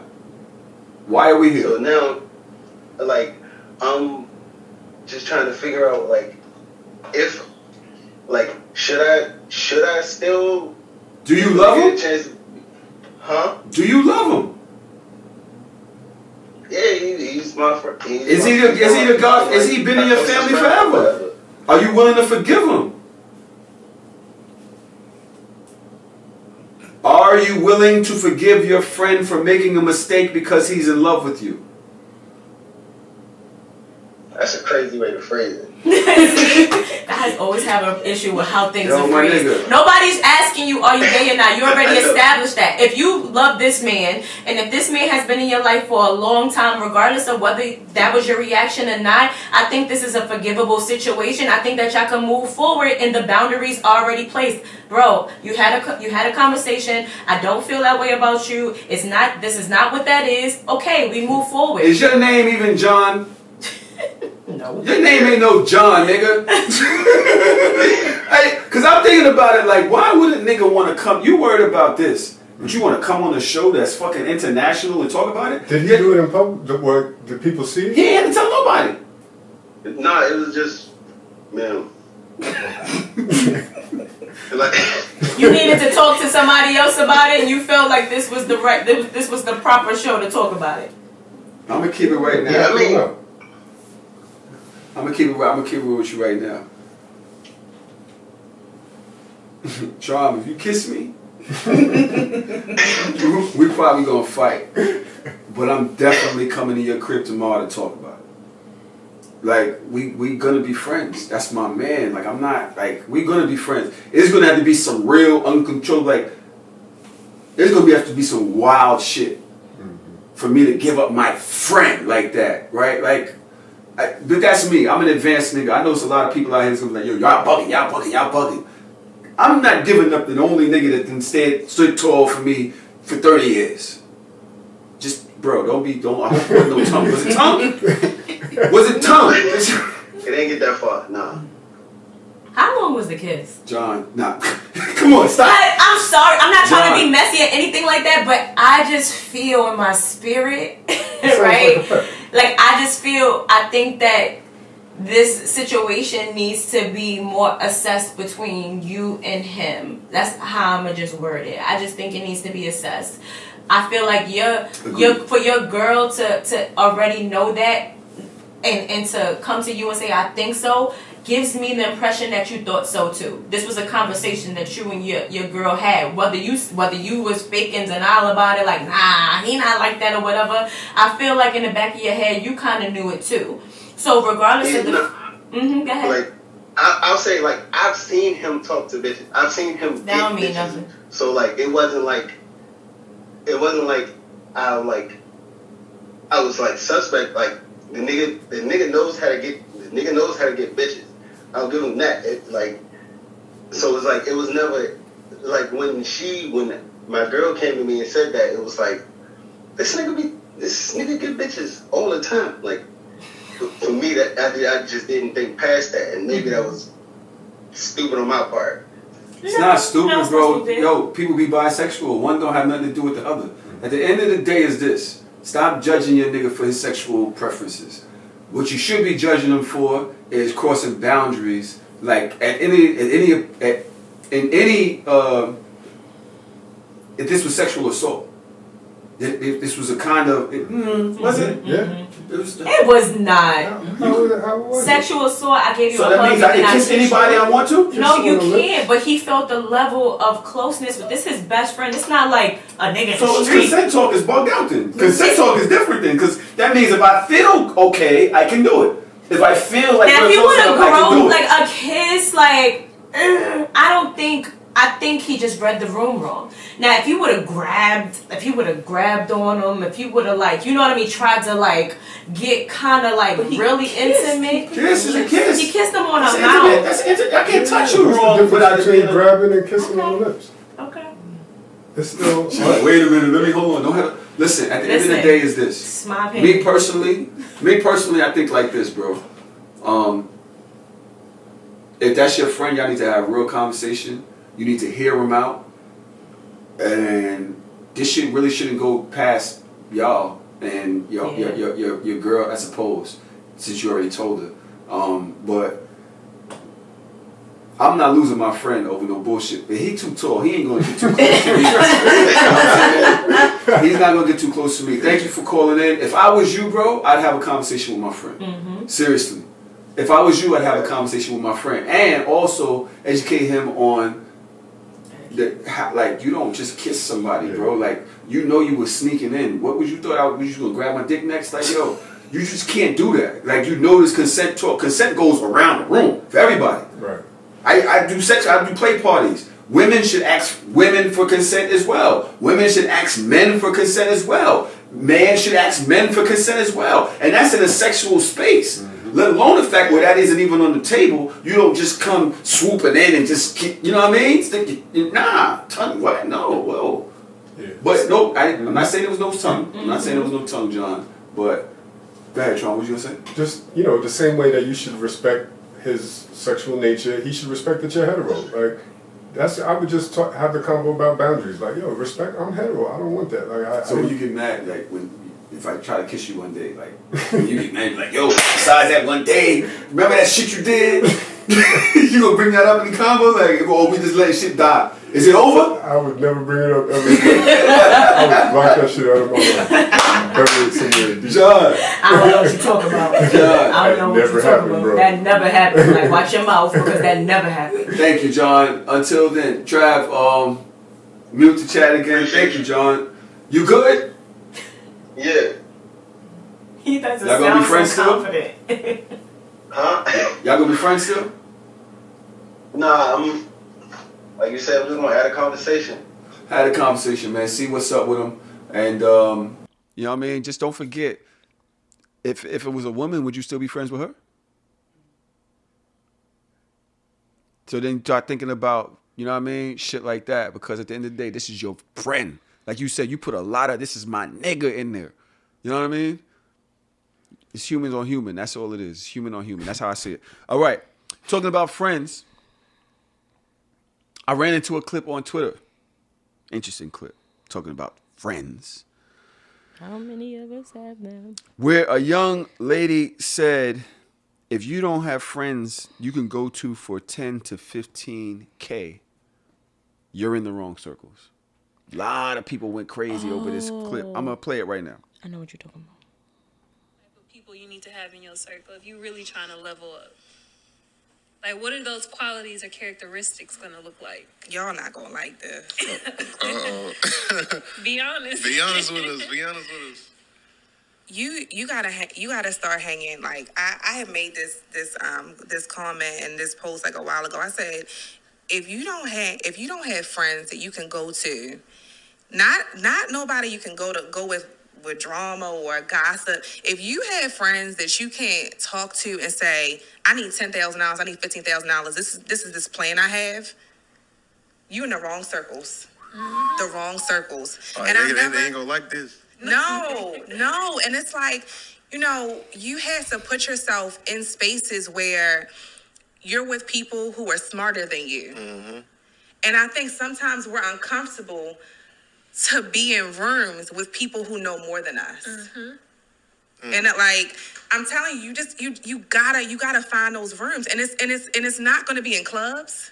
It's not gonna sometimes be on social media. Yep. Sometimes it's going to business conferences. It's going to, places that you might not necessarily be comfortable. It might be, putting yourself into like being a nurse and going to a nurse practitioner conference. Like it's going to the next level up and committing to.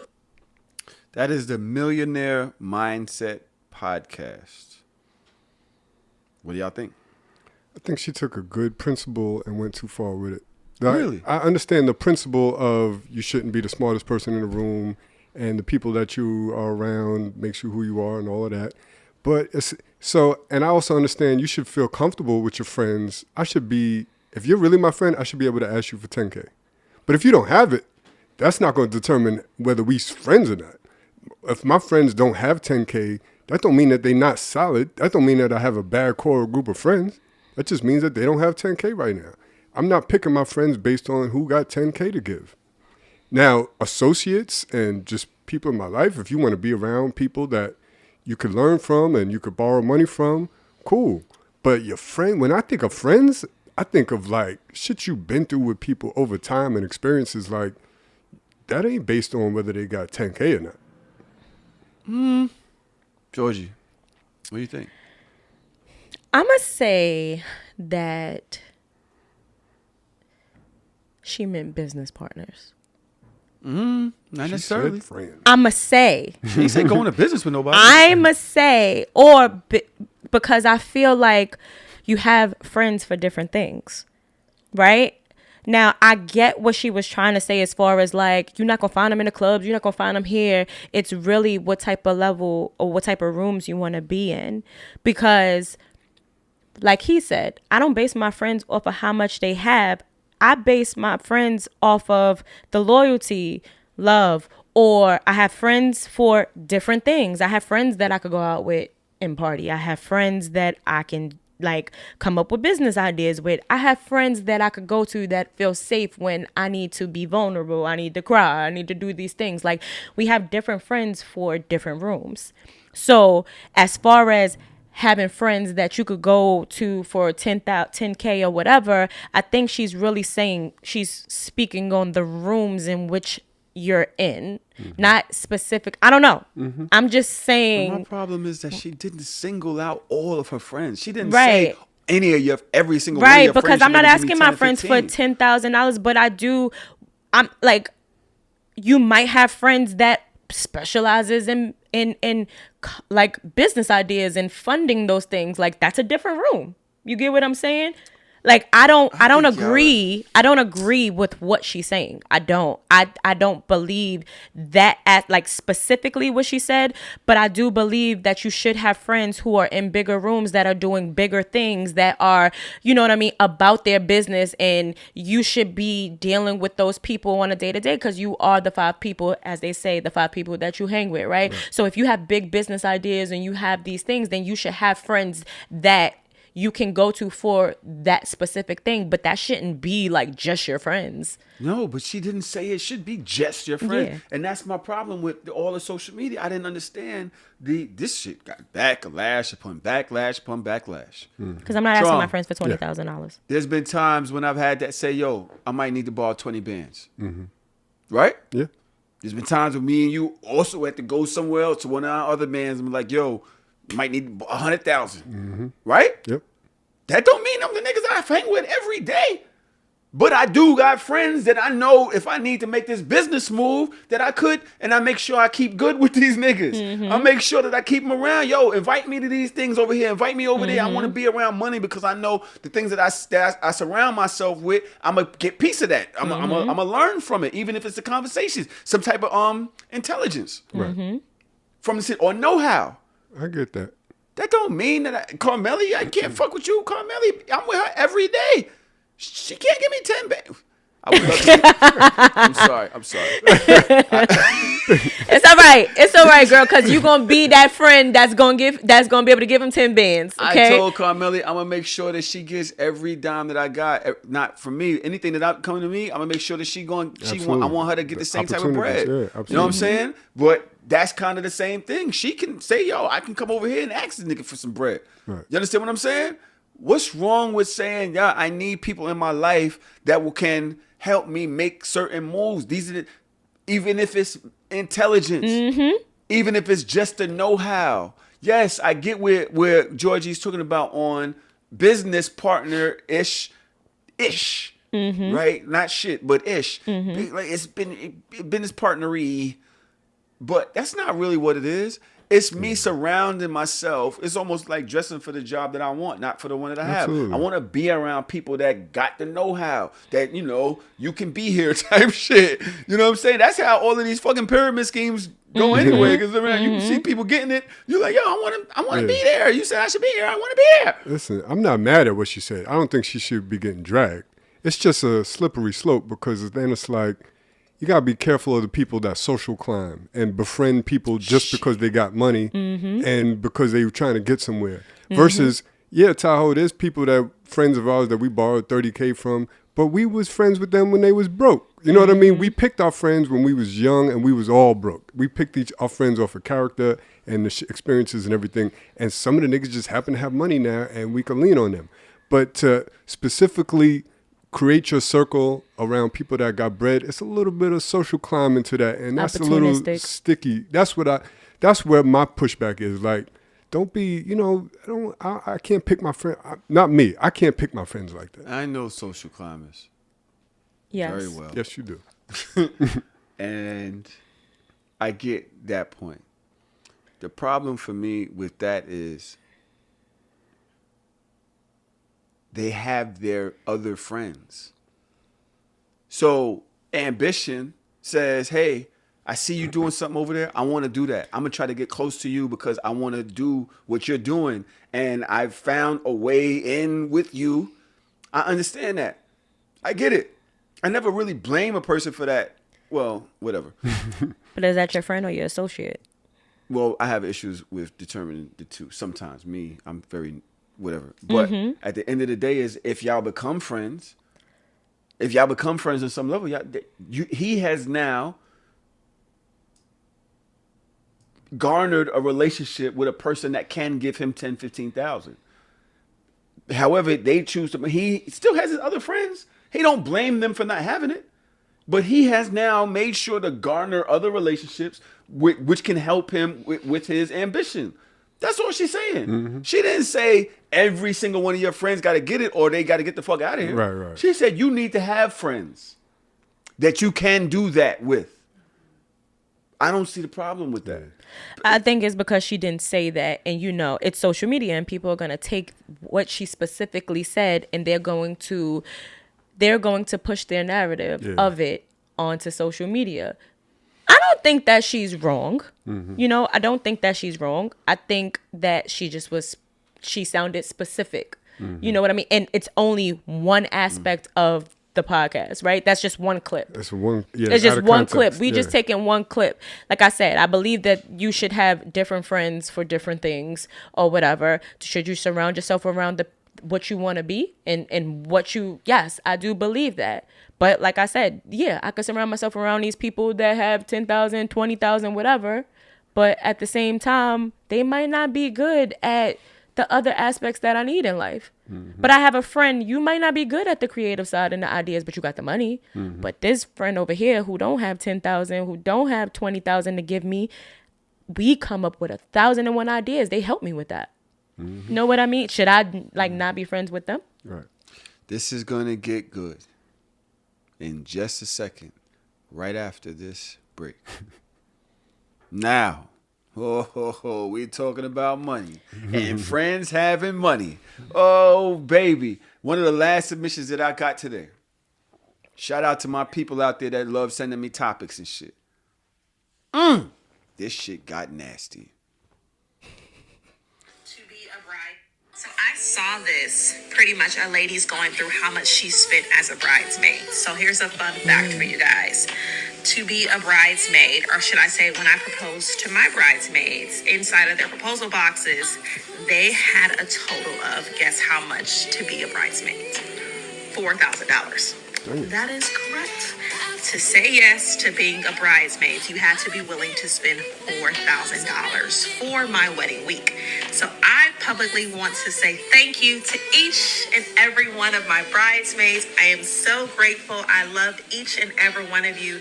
I know it's a very hard job these last, almost 15 months. All right, Bob, boo. Please, you trying to, come on, don't bridezilla my podcast. There's several women that told her to get the fuck out of here on my Twitter. Okay? They said, first of all, hold on, let me see what the other things said. I wouldn't make none of my friends pay $4,000 to be a bridesmaid. I'm sorry, what the fuck? But then you had other women defending it, saying, listen, I'm going to Jamaica. Shout out to T. Martell. I'm going to Jamaica for my bachelorette. Having fun costs. You can decline the proposal to be a bridesmaid. Let's not be simple. But when you decline it, what happens to our friendship? Do you feel away because I declined it? If I really wanted you there and you declined paying $4,000, what happens to our friendship now? Well, you telling me that I can't ask you for 10, but 4, I'm supposed to have 4 to spend? I know what I'm saying. That's what I'm saying. I don't agree with that. Like, I don't. But I'm asking a question because, like, if I decline your $4,000 what's name, right? What happens to our friendship now? Are you gonna feel away because I declined it, even though you said I can simply decline? But how are you gonna feel after that? Because $4,000 means that you're clocking my pockets. And you have the thing with some female relationships is they feel like, oh, don't be broke. Like, you're supposed to spend money. Don't be broke for this and blah, blah, blah, blah, blah. You're clocking my pockets. It doesn't make me less of a friend if I don't have it. I could be the quote unquote broke friend, or it could be that I got shit that I got to deal with. I got a family that I got to take care of, and giving you $4,000 is too much for me. Mm-hmm. But it is the biggest day of my life. It's the day I've been biggest day of your life. Yeah.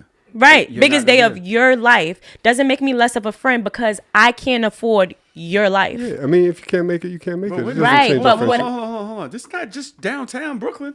We're going to fucking Jamaica. Right. But You ain't never spent $4,000. See, but- why women is crazy. No. Because men, how many times you spent $4,000 on a vacation? lot, On vacation? Right, but Several times. But that's on you. Y'all want to go to freaking the clubs and cash out on bottles and all of this stuff and do The all of this flight and make the it rain. goddamn resort Y'all want to and the good spend room. But let's think. inclusive? No. But my thing is, if you decide to do that, right? If you decide to do that, you doing that for the flight and everything for who? You and your mans, or you and your girl? Oh, come on. Oh, so the pussy costs more. No. I'm asking no. I'm asking a question. Are you cashing out on $4,000 for you and your man, or for you and your girl for this great room and all of this stuff? Who is it for? It's for me and my girl. Right. That's for you and your girl, not your man's or somebody else. Like I'm cashing out on $4,000 for you. Trump. Well, If I don't Tell you right have now. it to give, I don't have it to give. All right, that's Trump. He getting too much bread. no, I'm not. If I told you come, you wouldn't come if it's $4,000 for the week? I am Listen, I'm going to a wedding in a few weeks that I'm spending more than that. And all the groomsmen is like, yo, this shit is a lot of bread, fam. Yo, I'm not even invited to the wedding. I'm not even invited. This is crazy.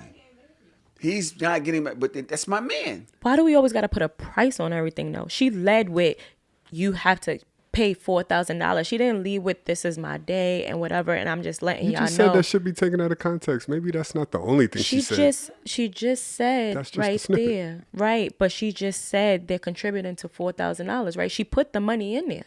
Yeah, she put it in She the put the price in there. So she set the price. In order for you to come, you gotta be willing to spend $4,000. It wasn't like context. It wasn't like, oh well, this is my day, it's gonna be special, but I'm letting you know it's gonna cost around $4,000. Like, no, you have to commit to $4,000 in order to come here. It's like it's a whole crass. different type of, you set in a whole different type of mood. Her delivery was kind of dry. Right. But why does it always have to be a price on something when it comes to these like women things? maybe Like it's she- like, oh, if we go out to dinner, like we breaking up, we not friends no more because niggas don't want to pay for a certain amount. Like you come in, like just pay it. Da, da, da, da, da. Why does it have to be that? You're clocking my pockets. That's true. Right now you're clocking my pockets, and you can't tell me that if I invited you to this wedding and I'm telling you got to commit to $4,000, just saying, and you say you decline it, you can't tell me that bride is not gonna feel a way about that So, because she not went out her necessarily. way. Listen, my man's wedding is very expensive next month. Some of his close friends can't be there. And he respects that. He understands. How did he gets present it? Did he present it where you got to commit to this amount of money? Of course he wasn't as dry as she was. Her presentation was awful. I get that. You know what I mean? But the theory behind it is not awful. Like, listen, if I want to have a wedding and it's at a luxurious place and I want my groomsmen to have custom suits, yeah, you in for a few grand off the rip. Let me give you that number off top before we get too far in and then you realize that you can't afford it. I'm going to tell you up front. If you can't afford it, then cool, we still peoples. I get it. But this is the wedding that I want. More importantly, this is the wedding that my fiance My wants. wife wants. Right? Fiancé. So maybe it's not on me. So, bro, I'm sorry, bro, but if you can't make it, it's all good. Still goes back to the women. Women don't think like that. It still went back to, this is what my fiance wants. But women don't think like that. If you can't make it, it's fine. Like, men think a little bit differently. They're a little bit softer when it comes to these things and money and stuff like that. You get what I'm saying? Oh, yeah. Women, we're a little... Yeah, she losing friends for that. Yeah, you get what I'm saying? They feel away over dinner. Yeah.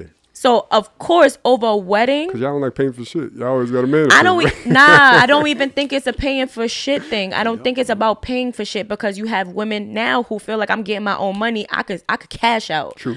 But it's more of like, if you can't cash out, I feel a way that you can't cash out for me.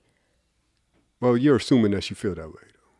I'm asking a question. I mean, most women are like that. Most women will feel a way. I would think that she would understand if one of her friends was like, yo, I can't do that right now. Mm-hmm. We're both assuming. And that don't mean that she a bum, bro. No. That just means maybe she got money tied up somewhere else and she's not liquid and she can't do it. Or at the end of the day, I just ain't got it. Right. Fuck all that. Women be having it, but then that's a lot for bands. Yeah. Oh, shit. You know what I mean? Chicks out here ain't get their titties done yet. Maybe she needed for a BBL and she ain't got You know what I'm saying? $4,000 That for shit you. costs a good $5,000. If your shit's still leaning, don't be asking me to put that shit on you, bitch. So- I'm trying to get my shit taken care of. Kiana said, I'll come to the wedding. I'm not spending $4K to be in it. I'm assuming the $4K means the travel expense, the lodging, getting the dress and all of that. It's not like, yo, just write me a check in order to be accepted into my wedding party. I'm thinking that's the expenses that go along with it. Not like, if you show up, maybe if you're not in it, maybe it's that would 3K. make sense too. But it's like, oh, we gotta, because I want my wedding to be a certain type of way. You know what I mean? Custom shoes, Like all kind of shit, whatever. I can understand. Like I said, it's the presentation. It's how you present the $4,000. You saying, thank you for commit. Like you got to be committed to paying $4,000. That's a little. It's abrasive. Is that the right word? That's a little like demanding. As like what I got to commit to $4,000 as opposed to, let me tell you. So it's gonna cost around like $4,000. You know what I mean? And that's covering this, that, and the third. It's all how you present it. Nobody wants to be demanded to pay for. Excuse me, what? I gotta commit to $4,000 as opposed to how you break it down. Like, okay, that makes sense now. I don't know. Let me think about it. Whatever. Because that's a lot of money that I'm contributing to you, and I got shit that I got going on with me. Niggas is paying that. Most see, but this is the thing. Yeah, I also don't gotta do hair, makeup, and all of that stuff. If you got 4 for my wedding, if I ain't got a business move, I can't borrow 10. If you got 4, you got 10. If you got 4 to spend right now, you should. Maybe not. You might only have 5, but you might just spend money like that. Some people spend money like that. Money like that. I might have $4,070. But for this moment, fuck it. I'm gonna be fucked up for the next 2-3 weeks. But I'm coming. Fuck that. I'm not gonna miss this shit for nothing. All right, Melly, what time is it? 1:44. All right, we got a couple more. It's gonna get nasty in here. Alrighty. I like this type of nasty though. But then it's going to get to maybe I don't like the type of nasty. We're going to close out nice. So stick around. All right? Next young lady that I have on here talking, you got some huge breasts. She got some huge breasts? And she has something to say. Let's hear it. Don't you hate when you tell somebody something and they remind you of what you said and you be a woman of your word and you got to keep your word? So I was this little boy that used to go to school with my kids, little Romeo. And I just watched him. He was polite and nice, always just there, take out the trash, give me a little hug. I remember watching him at prom, and I said, you are so cute. You know what? When you get 25, if I'm still alive, you come see me. Why that boy knock on my door the other day? And he was like, Miss A. Marie, you remember me? I said, yeah. He said, I'll be 25 tomorrow my birthday. You remember what you said? I said, you remember that? He said, yes, I remember it. I thought about it every day. I said, is that right? I said, you know what? I am a woman of my word. I can't say something and not hold up to it. But bring your birth certificate and stop by tomorrow on your birthday. And I got some birthday cake for you, okay? I'm a woman of my word. Oh, shit. They was in her ass. They was in her chest a little bit, too. Her titties took up the entire screen. Them titties was huge. It was, hey, Miss A. Marie. I'm a little older than that. Okay. And I'm a fan. I'm a fan. But they were saying, like, yo, this is kind of predatory. They was on it. Absolutely. Social media is annoying. Well, if I told a 14-year-old, hey, when you turn 25, come see me as a man. That's wild. Guys do it. Guys say that it. don't make it less wild. That's but wild. I don't feel like it's predatory. I think How is that? How is it? How is it predatory? Because you think somebody's so cute. It's like, oh, when you get older, I've said that. How you eyeballing somebody that young But you're in not, a sexual because way? you're not Like, really yo, eyeballing them. yes, It's a figure. No, you you're sizing not. them up. I've literally seen a cute little boy and be like, oh, when you get 18, I used to tell him that all the time because I thought he was so cute. He was such a cute boy. Was I thinking about taking him down? No, I was not thinking about having sex with that little boy. What you used to tell a little cute boy? What you used to tell him? The little cute boy. I used to be like, when you get 18, we gonna go on a date. Now when he come 18, come see you. He look like motherfucking. When he turned 18, he did used to flirt, and I used to be like, boy, if you don't get on my face. Like at the end of the yeah, day, it's a keep your figure of word. speech because you've seen little kids who, well, I won't say little kids. He was like what? I was like 14, 15. He was like maybe 11, 12, but I wasn't really thinking about sleeping with him or anything like that. He was just so cute.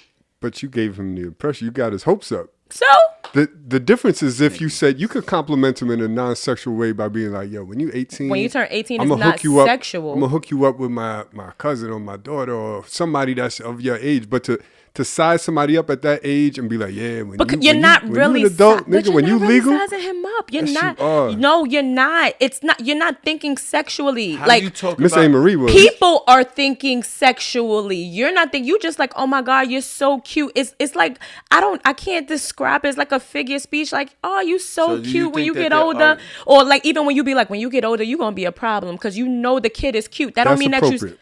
But That's how not, some come people see might me, if you come ring my doorbell. well is come ring different. my door. I guess I still don't think this it's is also predatory. this is also double standards. Absolutely. Because if I told a little girl at 11, when you get older, you're gonna be a problem, everybody in that room would look at me like, excuse But it's me? been said, it's like that What do you- what the do- perverted especially if she got uncle who little be hips looking on at the her? young girl. Especially, you know what I'm saying? Especially if she built like her mom, That's true. or breasts is out, or whatever. That's you know how true. some girls get a puberty early or grow early. Now I'm complimenting you in that way. I agree. So, but it's okay for women to do it to men. You know, it's a lot of women out here that take little boys' virginity, be out here fucking them, and they go to jail for that. I do. They be so. I do know You that. can't. You sitting here making an argument. I'm not making an based on argument. what I'm just you saying. perceive Right. when you know that there are women that do it. So it's okay to But play there are that men. way. But there are unless men you- who do it too. think I men know. don't I've care. had men but- who like they look at like, oh, you getting no. When they see you older, it's like now it's like, oh, they actually try it. Right? Because you're older, you're of age, right? Because you might think that somebody is, but the different, I mean, I can't say even the difference because there are some predatory women that are out there. There are some women who will take that person down. You know what I mean? I'm only speaking from my experience because there are some women who might say it like, oh my God, you're so cute, la da da da da, whatever, because you think that the little boy is handsome. Oh my God, he's gonna be a problem when he get older. Or or hey, when you get 18, da da da da da. Like I've said that to a person that I really didn't mean when he get 18. Like I wasn't even thinking about Not him a like woman that. of your word like Miss A. Marie. And she was, but how they tearing her up when she wasn't a woman of her She word? She said, was. "I'm gonna give you some birthday cake. Come knock on my door. I'm gonna give you some What birthday kind of cake." cake you thought she was talking about? You're thinking about it that way because that's how I'm a lot going of off of her what she said. She said when you get 25, ring my doorbell. You are a handsome or I'm gonna cute bring boy. you some cake. Whatever. I mean, I'm gonna make you I know what whatever. kind of cake she got. That's the kind of cake you were hoping for. What does she need a birth certificate for? To give him some fucking Marvel. I mean, but he's 25 though. He's 25. So is he still Is it still predatory if he's 25? He's not 18. He's 25. He grown. Right, but Is she that sized him predatory? up. You said it as a baby. Was it predatory as a baby? I Right. don't give a fuck what they do. They get older. If he 18 and she says when you get 25, that's still predatory. If she 40, If I'm 18, you wasting time. I'm an adult already. Right. But if you did might it think when you're I was adult, but she 14, might not. Listen. Let me tell. Well, I'm saying, why you? What's up with you? In this I don't know. It's my ADD. She's a debater. And I am. My only problem is that the allowances that you're making for you're almost excusing what sexual advances can do to a young boy, and how that I know a young man that had sexual advances at 9, and he didn't think about that shit his whole life. He defines himself by sex. That's who he is. So what you're doing is excusing the fact of what could be happening to this young boy because it could be just playful. But you know that if it was on the other hand, it would be completely wrong. I understand. Me personally, I've had women say shit like that to me, like, oh, whatever, right? Now, if you say something sexual, like blatantly sexual or something like that to a young person, that's predatory, right? Saying like, oh, when you get 25, like when you get, like if it was when you get 25, but I'm making sexual advances to you at a young age, okay, I can understand That wasn't that. sexual. Come see me. Come knock on my door. Nigga. Trump. At Are we being woke? 25. Are we being But too but the woke? Not right conversation now. The conversation was when he When was you, a boy. the conversation was when you get 25, right? But I'm saying when she said that to the boy, he was a boy. All right, but touching somebody, like we said, like that, like if you're making sexual advances to a young person, that is predatory. Like sexual advances, like, oh, I'll tear you up, or something like that is out of line. Would you say it in front of their parent? Miss T in the chat says, imagine being the parent around some child. Oh, damn, it scrolled up. Imagine being a parent and hear somebody say that to your child. What you when would you do? get 18, when he get 18, he ain't coming to you. Now, if you say something crazy out of line, other than when he gets 18 or something like that, or whatever, or you say something sexual, it's cool? watch your fucking mouth. Watch your mouth when you talk to my kid. Oh, so it's okay. If you're around, it's offensive. When you around, I'm checking you.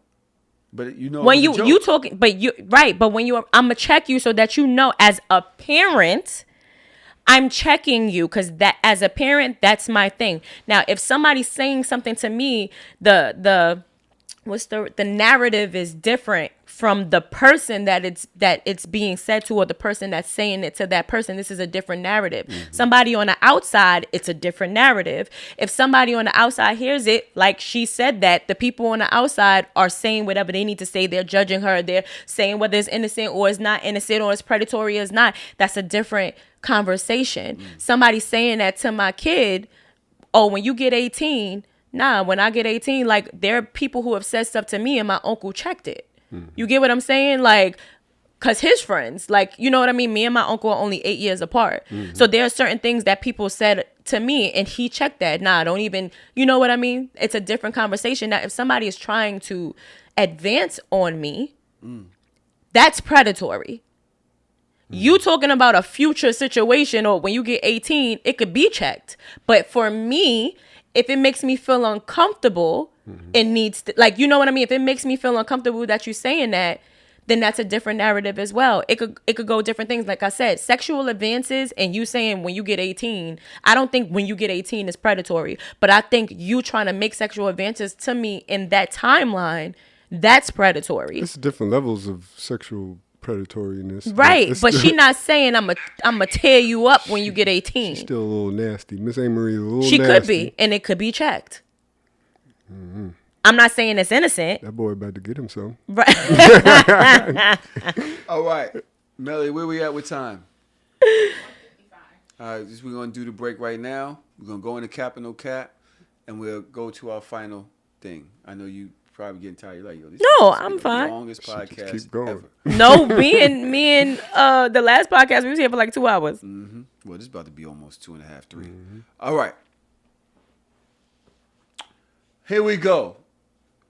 As y'all all know, Chelsea has put together 400 Justin LeBoy tweets for Cap or No Cap.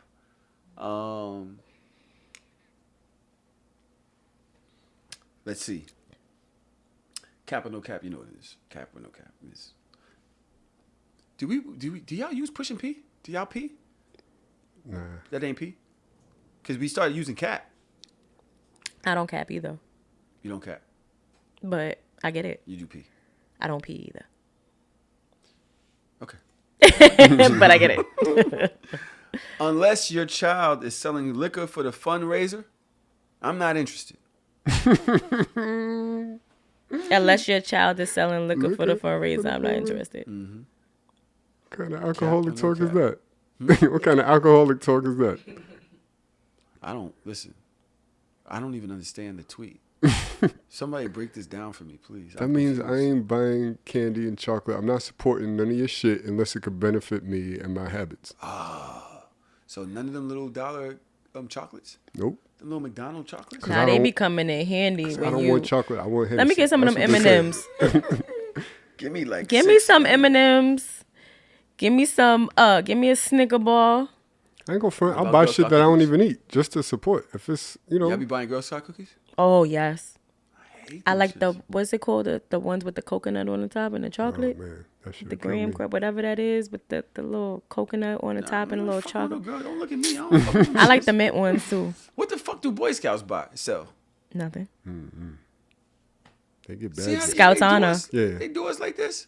No respect for us whatsoever from young girls out here getting money. Yeah, they get money. The guys get badges. Y'all don't get nothing. Y'all don't get a big space in the clothing area. Y'all don't get nothing. And I got sons, so like. Get your son in a cotillion though. What's a cotillion? See, that's one of them things where they teach you at 16 how to be like a proper, and the girls wear like the tea gloves and shit like that. I was in a cotillion. Then it's your first time wearing like a tux, and you got to do a certain dance. You got to learn a dance. Oh, I know what you're talking about. So and you raise money too. Huh? And you raise money. And you raise money? I didn't know. My mom say raise me. No. Oh yeah. But it is a memorable experience that it becomes part of your body. Like it says something about your growth. How you carry upbringing, yourself. How you carry yourself. Like, you know what I'm saying? Like, you know how to talk. You know how to, like, things. you know how to set a table, like what you use exactly. on like which fork and spoon you use. Right. How you grab a teacup. Yes. So when you're an adult, with your little pinky out. Yes. You go to a black tie gala when you're an adult, and you like, I've been here before. Like, I know how to act. Yes, baby. I know. Popcorn for I sure. definitely did buy. When my homegirl had a fundraiser, and they had popcorn, like candy coated popcorn. I don't eat that shit. I bought like 3 bags of that shit. So, no cap, because I did not eat that fucking popcorn. Bring me some shit that I can fucking use. Why y'all don't just put together some nips? Be like, yo, this is for my fucking kids. What's the name? Sell these shits. You ain't got to buy none of this fucking candy. So that meme is okay for them to say unless your kid is selling liquor. So if your kid was selling liquor, that would be all right. Bitch, take your lazy ass over to the liquor store. Buy 50 nips. So your kid, your young kid can sell liquor. No, you sell them. How many of them kids actually selling that shit anyway? The parents always taking that shit, selling it at work. Yep. But that's true, because I used to do the same thing. My kid had to sell something for the basketball team. Take your ass. Put it right at work. To the liquor store, go get 50 nips. Overcharge whatever they put in this shit. Get your money and sell that shit instead. But think about it. Even when you selling it at your job, they be wanting snacks. So they don't got vending machines. A lot of jobs don't have vending machines, so they actually be eating that shit. I love them candies. The McDonald's chocolates. Oh, I know what you talk about with the little silver. Yes. With some the of almonds. This should be good. Like the one with the almonds. I'll buy the gummy worms and shit. But it's like gummy worms. That's the ones on. That's the ones on that's selling it for their basketball team on the train. You on the train? I'd rather that than the shit you get 3 weeks later. Like, nah, I want a snack right now. Nigga, like, yeah, you gotta buy some shit that come in fucking walnut chunk. And now all we got is M&M peanuts left. Then they want to. Now they up their price $1.50. Boy, if you better take this 50 cent for this 75 cent. It's inflation, baby. Cap or no cap? Wait, did we do a no cap? Cap. That was cap. Yeah. Cap. Cap. I still say no cap. Go get you some nips, bitch. Y'all be sneak dissing people that's doing entirely better than y'all in real life. Cap or no cap? No cap. No cap. They do. No cap. Whole internet full of motherfuckers is talking about people that, oh, I would have never. Oh, I would have never. You will never. I find it weird that you're weird. What do you mean? I find it weird. Like, y'all be invested. I'll never forget the motherfuckers on what's that site? Lipstick Alley said, I live in the basement of this building. Said, I am fucked up. Everything about my life is fucking. He lives in the cellar, child. He lives in the cellar, Y'all child. be doing a nigga dirty. The bills I pay in this motherfucker. Mm-hmm. Where's Chelsea? Aunt Justin LeBoy. I know she gets jokes out of this now, because she used to put like 6 of them in here. Y'all might be hoes, but y'all didn't play about those kids on Easter. Respectfully. Cap or no cap? Everybody got quiet. I don't know. I'm gonna say, it's a stupid analogy, but I'm gonna say no cap. Because at the end of the day, Charmaine want to go first. People gonna show people. One thing they gonna do is every holiday, people gonna show out. Absolutely, they always gonna show out because they need to show it. Mm-hmm. So regardless of whatever I do, when those times come when I need to show face, I'ma show face. Showing face, absolutely. But just because you're a hoe don't mean you don't take care of your kids. That's true because there are a lot of hoes who take care of their children. Very many. They're great at taking care of their Very kids. They many. don't play about their kids. Whatever I do on the side. But my kids are good, so it don't matter what I'm doing out here. That's what made me think about the quote. I was trying to think about the connection. Like, the hoe, you can be a hoe. Right. Hoe don't But got still nothing no to do with your children. A lot of hoes will make sure their kid is good before they go hoeing. And be up Go to and sleep. Make sure you go to sleep. As soon as out you in go the to sleep, streets. I'm outside. I'm outside. And I be home in time to walk your ass Yep. to the fucking bus. Or to wake up early to take you to school. That's it. You ain't got to know what I was doing last night. Right. You ain't have to know. Right. I was recharging. Cap or no cap? Nowadays, you got to find somebody you really like, rinse them off, and be happy. Cap or no cap? What you mean by rinse them off? I'm gonna say no cap. I'm going to say no cap too. What you mean? What y'all mean? What the fuck you don't mean? Meaning that they've been outside. And I meant that before she said it. Okay. Rinse them off. Like, yeah, motherfuckers been through some shit. But you that's not find a motherfucker nowadays. You really like, That- rinse them off and be happy, man. That been a thing. Throw some As new you get slang or something. older, that's what you gotta do because they've been outside, they've been experienced. And me and my girl talk about all types of shit. She be like, nigga, I was fucking. And I'm like, and I'm happy because if you wasn't, you wouldn't be here. I need the experience. I need that. Right. I know you've been through some shit. You know the shit that you like. You know the shit that you don't like. I need that. Don't be learning on me. I'm trying to retire.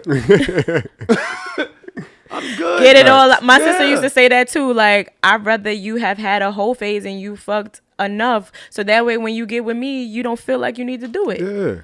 God forbid. Shit. I'm trying to retire. I am tired. My back ain't the same. My back ain't the same. You know what I'm saying? Oh, man. Chelsea, did I send you this or did you just see it? This is crazy because I feel like I sent you this. At Sholee says, making a girl believe that you like her just so you can have sex with her should be classified as sexual assault, but no one is ready to have that conversation yet. Repeat that. Making a girl believe that you like her just so you can have sex with her should be classified as sexual assault, but no one is ready to have that conversation yet. Cap. Ain't that the pot calling the kettle black? These chicks be Cap. going out to dinner with all kinds of niggas they don't like just to get what you want out of a situation. I'm not saying I don't it's like him, okay. but I'ma go eat. I don't like him, but I'ma spend time with him because I'm bored. Or I'ma talk to him because I'm bored. It happens. Hovain says, y'all know Hovain. So making a guy think you like him so he spends money on you should be considered a robbery. That is a good.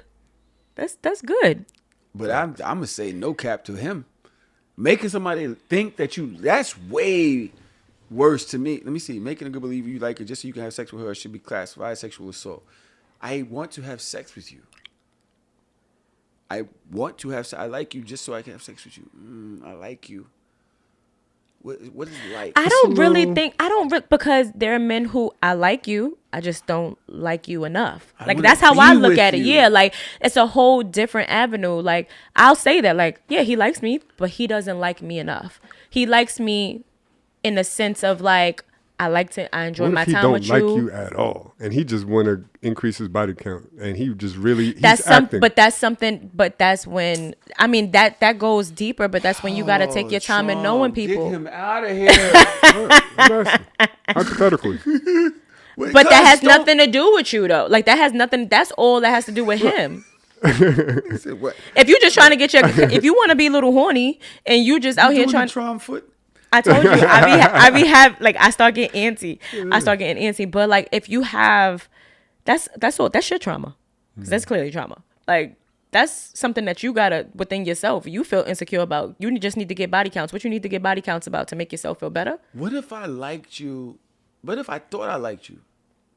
Right, but then I realized I didn't. But then I realized It's subjective. A lot of times I'm trying to get some box. The camera operator and dipped off. A lot of times I'm trying to get some box. I think I like you. And then towards the end of it, even right before I get the box, I'm like, you kind of annoying. I still want to fuck though. but you ain't never been somewhere like maybe you out of town somewhere, and you just want to get some action, and you like, I could act like I like this person just to get some action That's because I different. want it, but I really don't like this person. Yeah, but you know I'm from New York. Why you from Houston? I'm like you for the night. I love you, baby. I love you. But at the end of the day, that's you being. I mean that's not on the person that's trying to sway you. The person that's trying to sway you has to take accountability for their swaying, but you have to take responsibility for what you allow. But a lot of people don't want to have that conversation. That's the conversation people don't want to. Yeah, they don't want to have that conversation. They want to point fingers. They want to blame. It's your fault because how, like, you acting like you like me, but you really don't. No, I do like you. I just don't like you the way you want me to like you. That's it.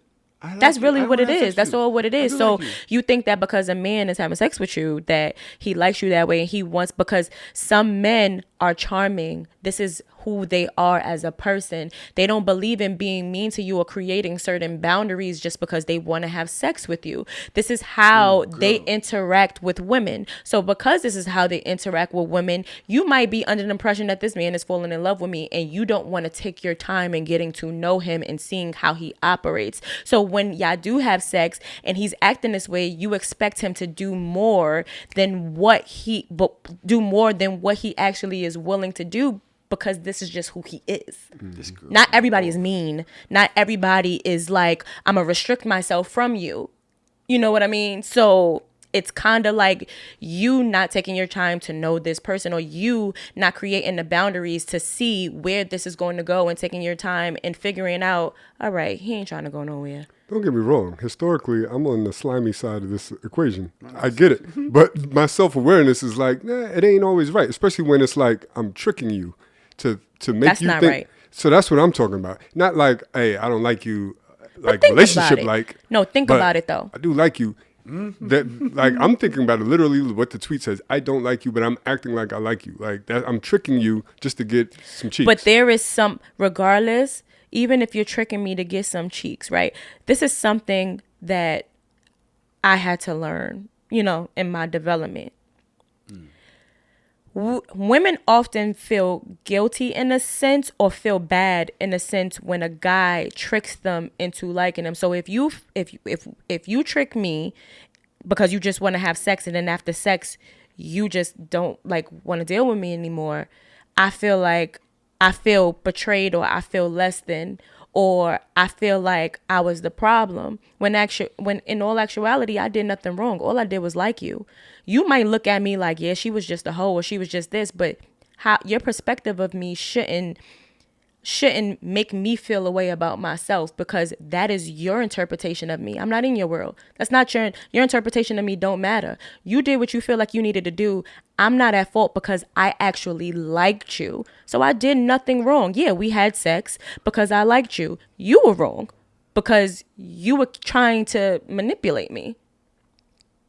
So regardless of what the situation is, if you're faking it to try to get whatever you want, it really doesn't matter in the big scheme of things. It's a lesson learned. Yeah. I like that. I'm sitting here yawning. I had one glass of wine.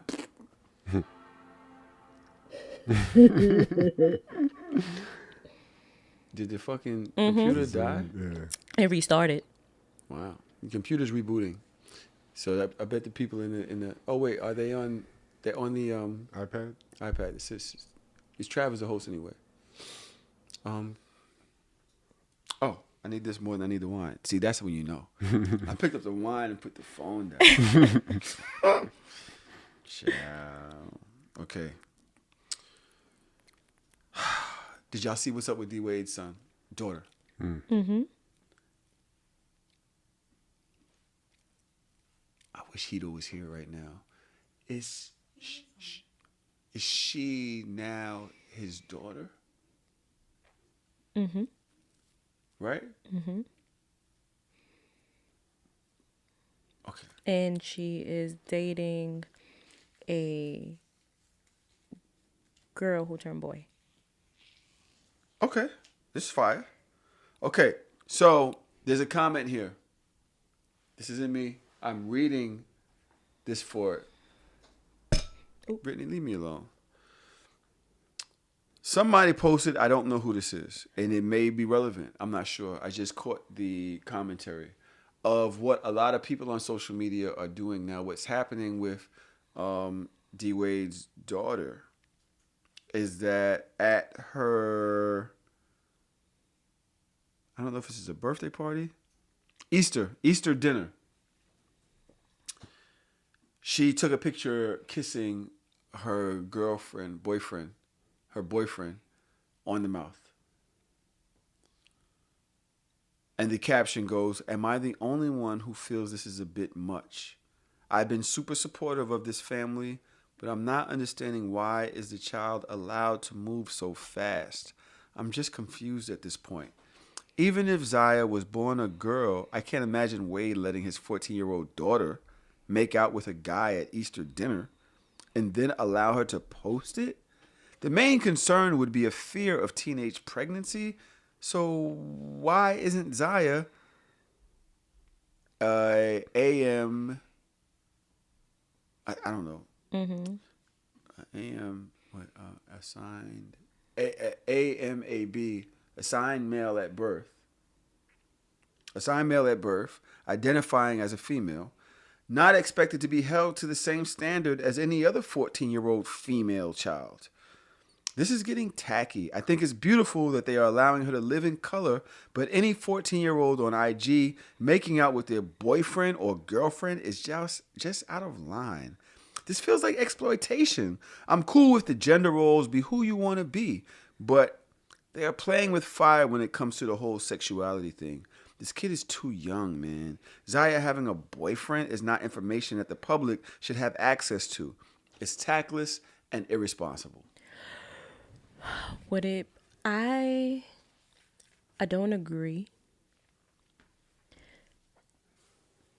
And the only reason why I don't agree, because, all right, let me say this first. I don't agree with any kid growing up too fast. Like, male, female, I don't agree with any of that. Like, I believe that there's a time and a place for things or whatever. That's number one. Number two, the Wades ain't none of my business. But number three, there are 14-year-old girls out here with lace fronts and belly shirts and nose piercings and nails that are like this long out on social media, and nobody is saying nothing about it. Nothing. They have boyfriends or whatever. Nobody's saying nothing about it.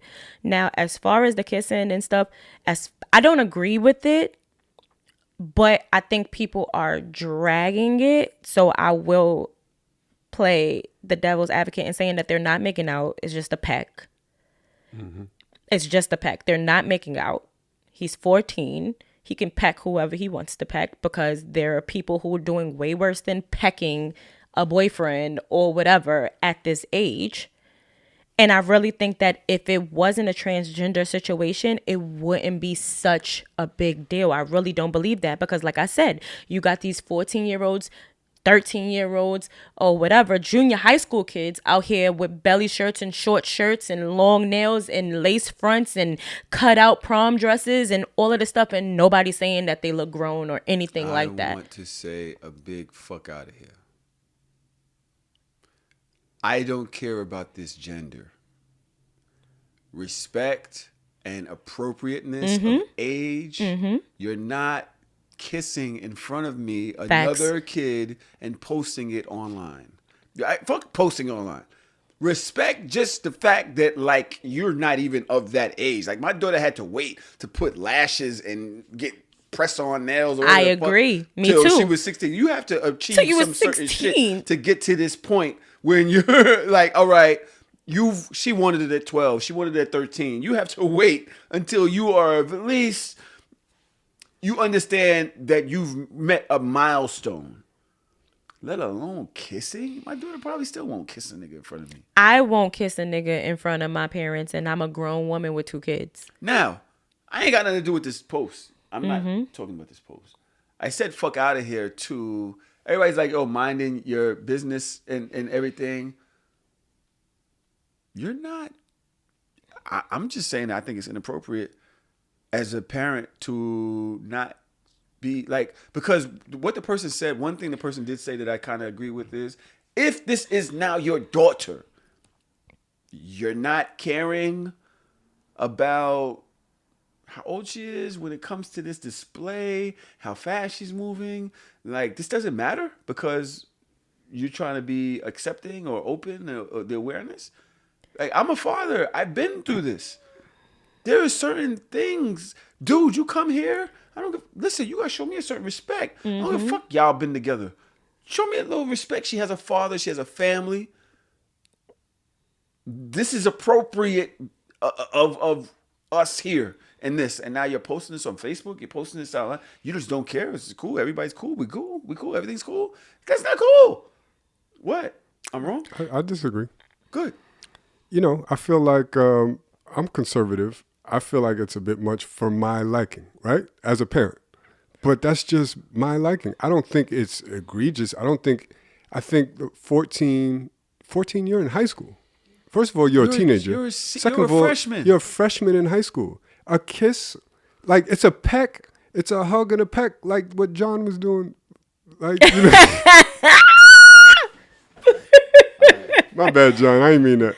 John. It's a hug and a peck. It's real quick. It's not like they were doing the most. Shit we see on TV. They're in high school. They're teenagers. You're at my house at an Easter dinner. Here's the thing. Jesus just arose. Not Jesus just arose. I was kissing girls when I was 14 in my parents' house. I had girlfriends that they knew that was my girlfriend. In front of them? I don't know if it was in front of them, but it wouldn't have been wild to give them a peck. A peck. Now, the difference is, back then we wasn't on social media. So I get all the internet shit, but it's a new day and age. Like, shit is different now. Like, we grow up. I mean, we're as older parents, we're a little bit more conservative because we ain't grow up with all this internet, social media shit. So I wouldn't want that. But I could see it and not be like completely like, oh, this is tactless. I wouldn't be up at arms about it. I would just be like, yo, this is some new day and age. If my first goddaughter, if my first goddaughter by you, right now, is just openly doing stuff, I shouldn't tell you nothing. I see her out. She's holding hands, kissing in Times Square, about to walk in David's Buster with somebody. She'd be like, hey. I'm not saying that I would like it. I'm not saying I'm not conservative. But at 14, a freshman in high school, a hug and a peck on the lips, I'm not going to be up at arms about it. It's going down. They do this in high school, regardless. though. They do. Now, in front of your parents, I can understand because, like I said, I'm not doing that in front of my parents. But that's what I'm talking about. In front of my parents. Right. My argument, though, is, regardless, I don't agree with it. I don't. But my argument is social media making a big thing about it, but they're saying, oh, this is inappropriate for these kids or whatever. On social media, they're all in uproar, but they're not in uproar about the other grown shit that other people are doing, that these other kids are doing. And I think it's just because of the community in which it's being done. Because, like I said, nobody's saying nothing on social media about these grown kids freaking with these long nails and these wigs and these half belly shirts and these short skirts and these TikToks and all of this stuff. Nobody's saying nothing about how grown these kids are and how fast they're growing, getting their eyebrows and their lashes done and all that. Nobody's saying nothing about that. But you saying something about a kid pecking another kid, and it's the same age. Let me ask y'all a question, real talk. Because now that you said that, I think about the bigger picture, right? My initial reaction is to become combative, right? Then I start thinking, is this bullying? Are we bullying this child? Yeah. Mm-hmm. They've been bullying him. If we take gender and sexuality just like out they bully of it, Magic Johnson's son. Kids is wilding on Snapchat. They sucking dick on Snapchat at 14. They are. They sucking dick in the and I'm sorry for being so real, but they're sucking dick in the staircase in high school. Absolutely. You get what I'm saying? They fucking and they're doing crazy stuff. You don't know. I've worked with adolescents. I've worked with teenagers. I mentor them. You know what I mean? And I've come across some kids where I gotta take her or take him to the side and be a little stern parent, big sister, like, what are you doing out here? Like, you know better. You get what I'm saying? This is not, we see it on social media, like you say, but this is shit that they're doing. You know what I mean? Like, it's way worse than a peck. I'm just saying, this ain't new. We know that because he got teenage pregnancies, Yes, which was rampant when we was kids. So I get it, and overall, I feel like as adults, we don't care that we're bullying this person nationally. Like, we're literally millions of people talking down on this child that has to live out here, that's to walk around out here. Like, social media don't care. Social media don't care. Social media don't care, and I'm gonna call it social media. People don't care who they hurt because the first thing they say is it's just social media, but you don't realize the detriment that you are inflicting on other people's lives because you feel like because it's social media, you could say what you want to say because you feel like this is the etiquette of social media. Social media has different algorithms though. You get what I'm saying? Social media is a blank canvas that you paint on. So whatever you see is what you continue to see. Like, algorithm changes. If you keep seeing fucked up shit, if you keep seeing certain things you don't want to see, it's because you keep clicking on it. Everybody's algorithm is different, but people don't want to have those type of conversations. They need something to blame. Oh, it's social media's fault. No, it's you on social media creating this algorithm that's the problem. Trump don't see none of this shit. Yo.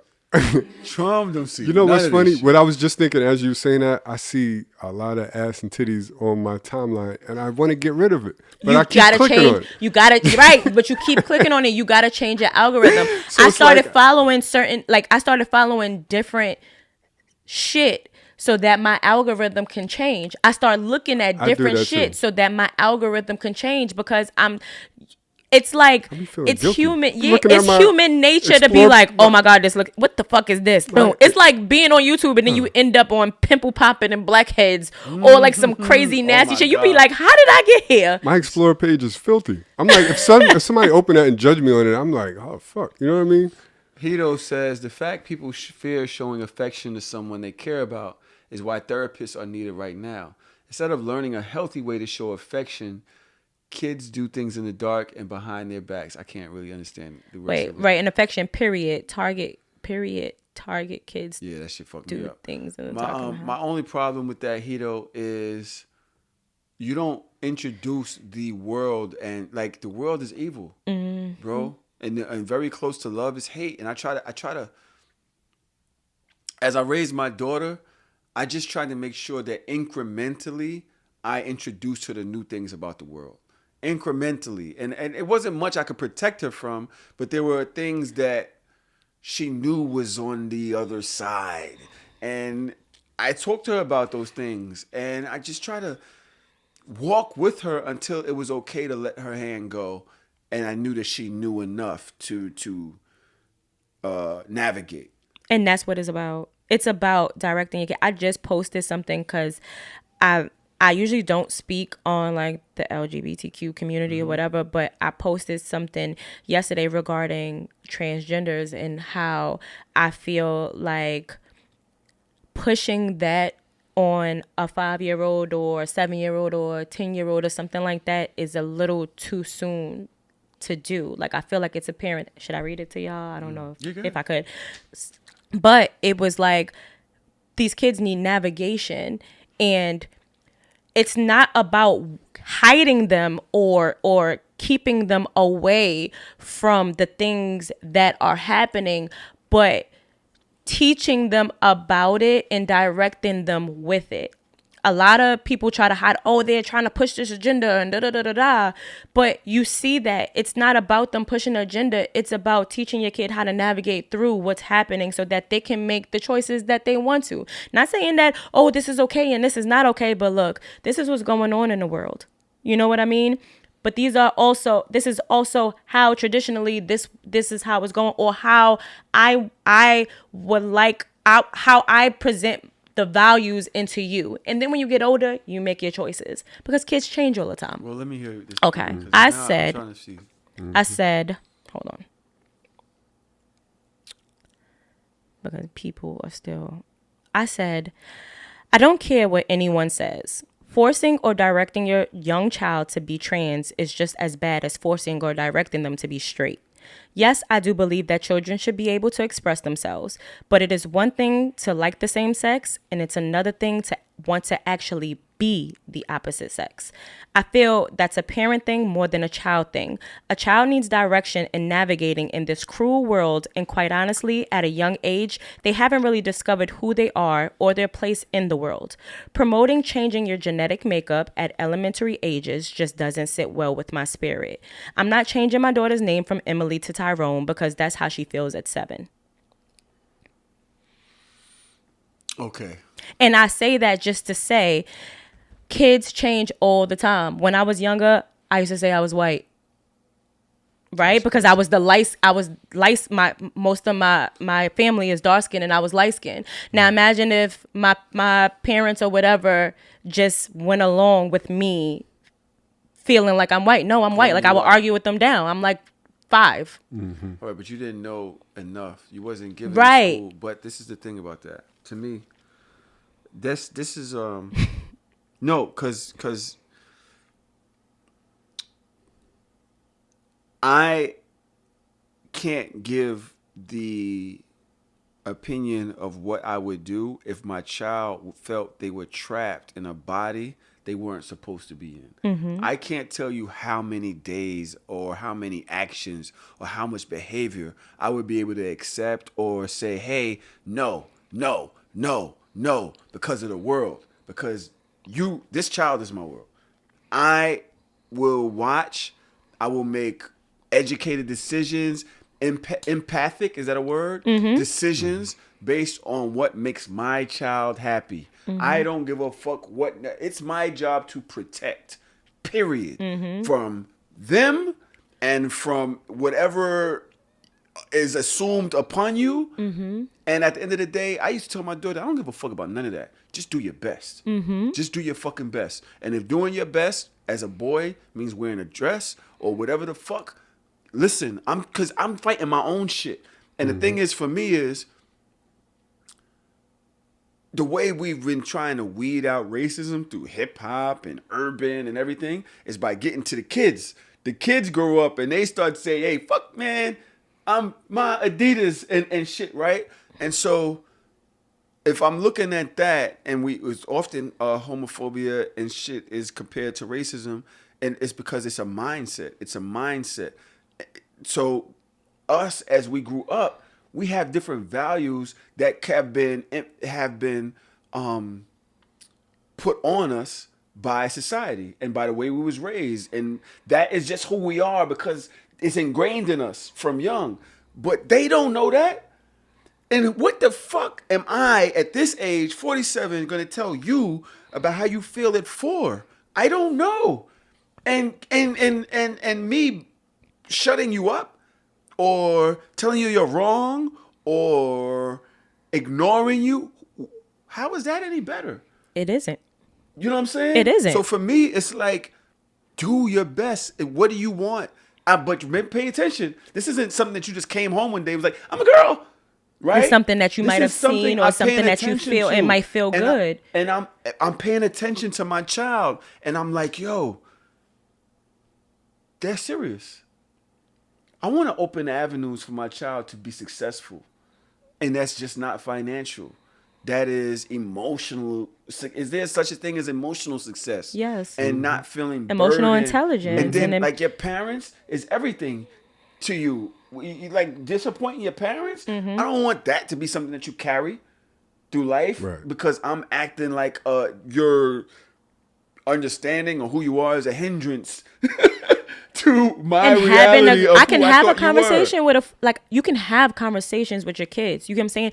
And it's all about navigating. Just like saying, if you know your kid, your boy is feminine, you can't say, no, you gotta be masculine. You gotta be masculine. You gotta be masculine. Just like if you know your kid is, oh, I want to wear this dress and da-da-da-da-da. It's still a conversation. You can't force that and be like, you know what? You're going to wear this dress or whatever because you feel this way. It goes both ways. And I think it's really navigating that because at the end of the day, genetically, I feel, this is just my opinion, you were born the way you were supposed to be born. Now, you have certain situations where, like, some kids are born in the middle, and you choose what you want your kid to be. Because we're all born a female.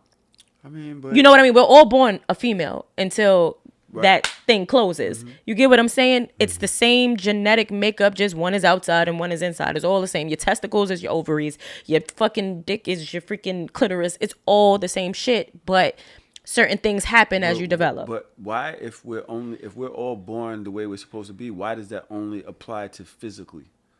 What you mean? If I'm born thinking that I'm trans, I was born the way I'm supposed to be.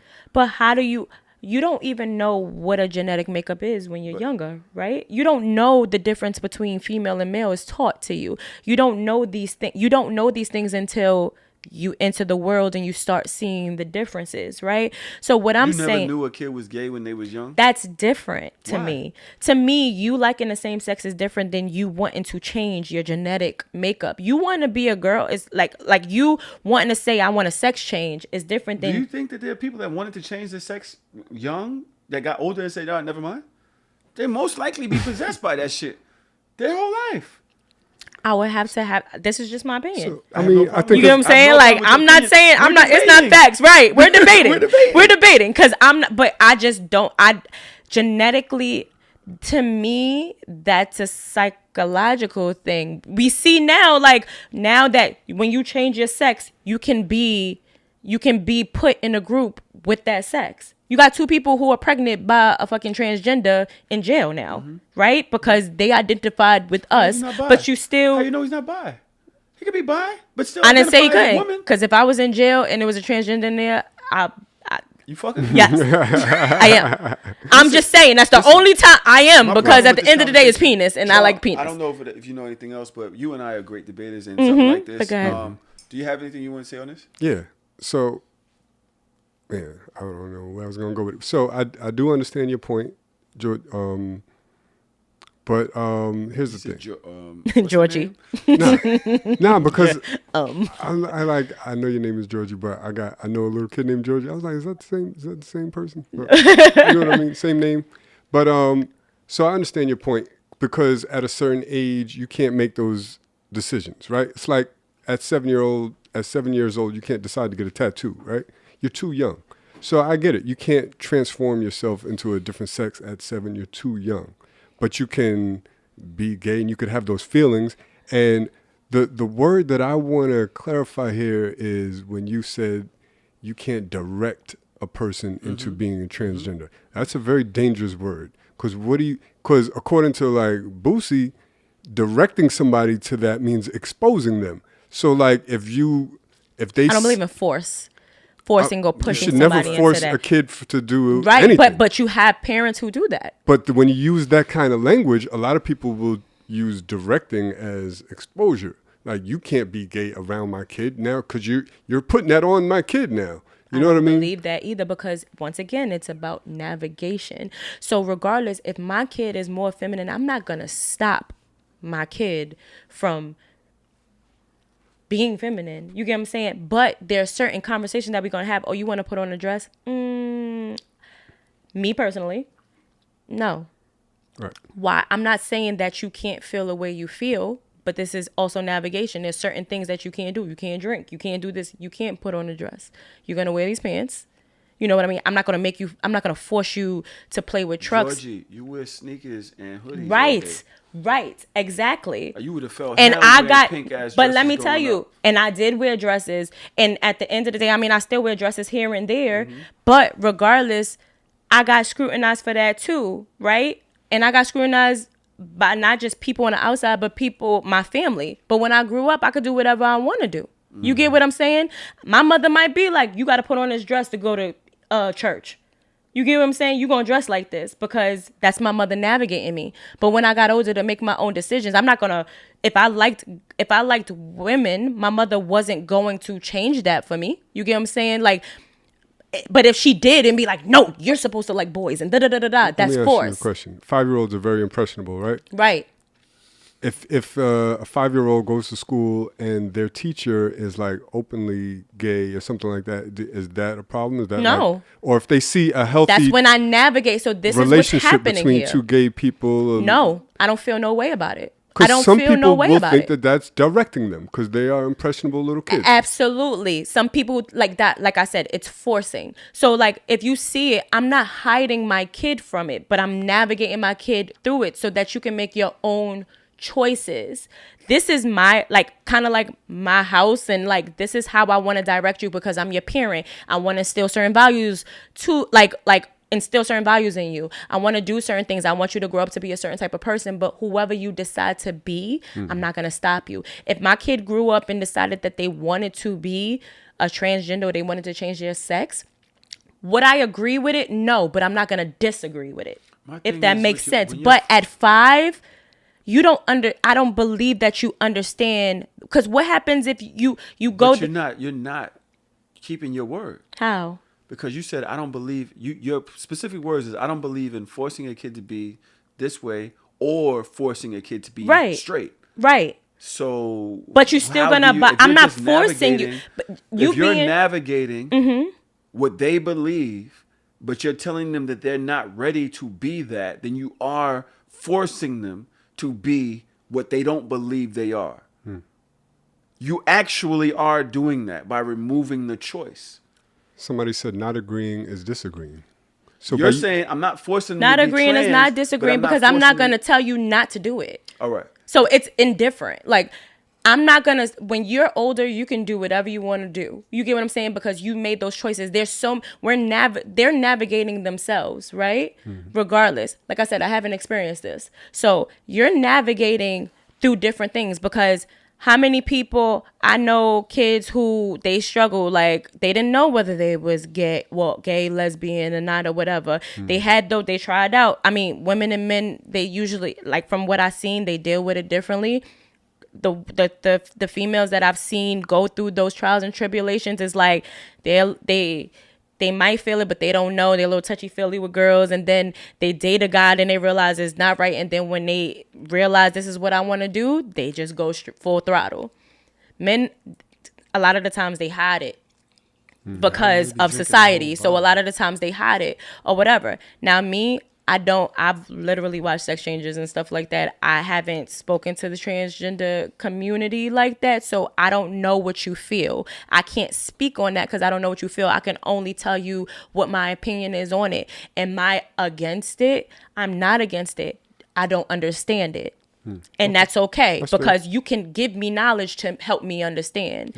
But as far as my children, and as far as children, period, I just don't believe that they understand that situation at such a young age. I don't feel that way, that they understand that, because there's some people who they might be feminine or whatever, but they might not be gay.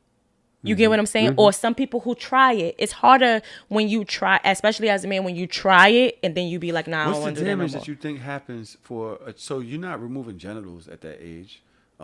Me personally, I wouldn't. You're changing. My kid wants to go.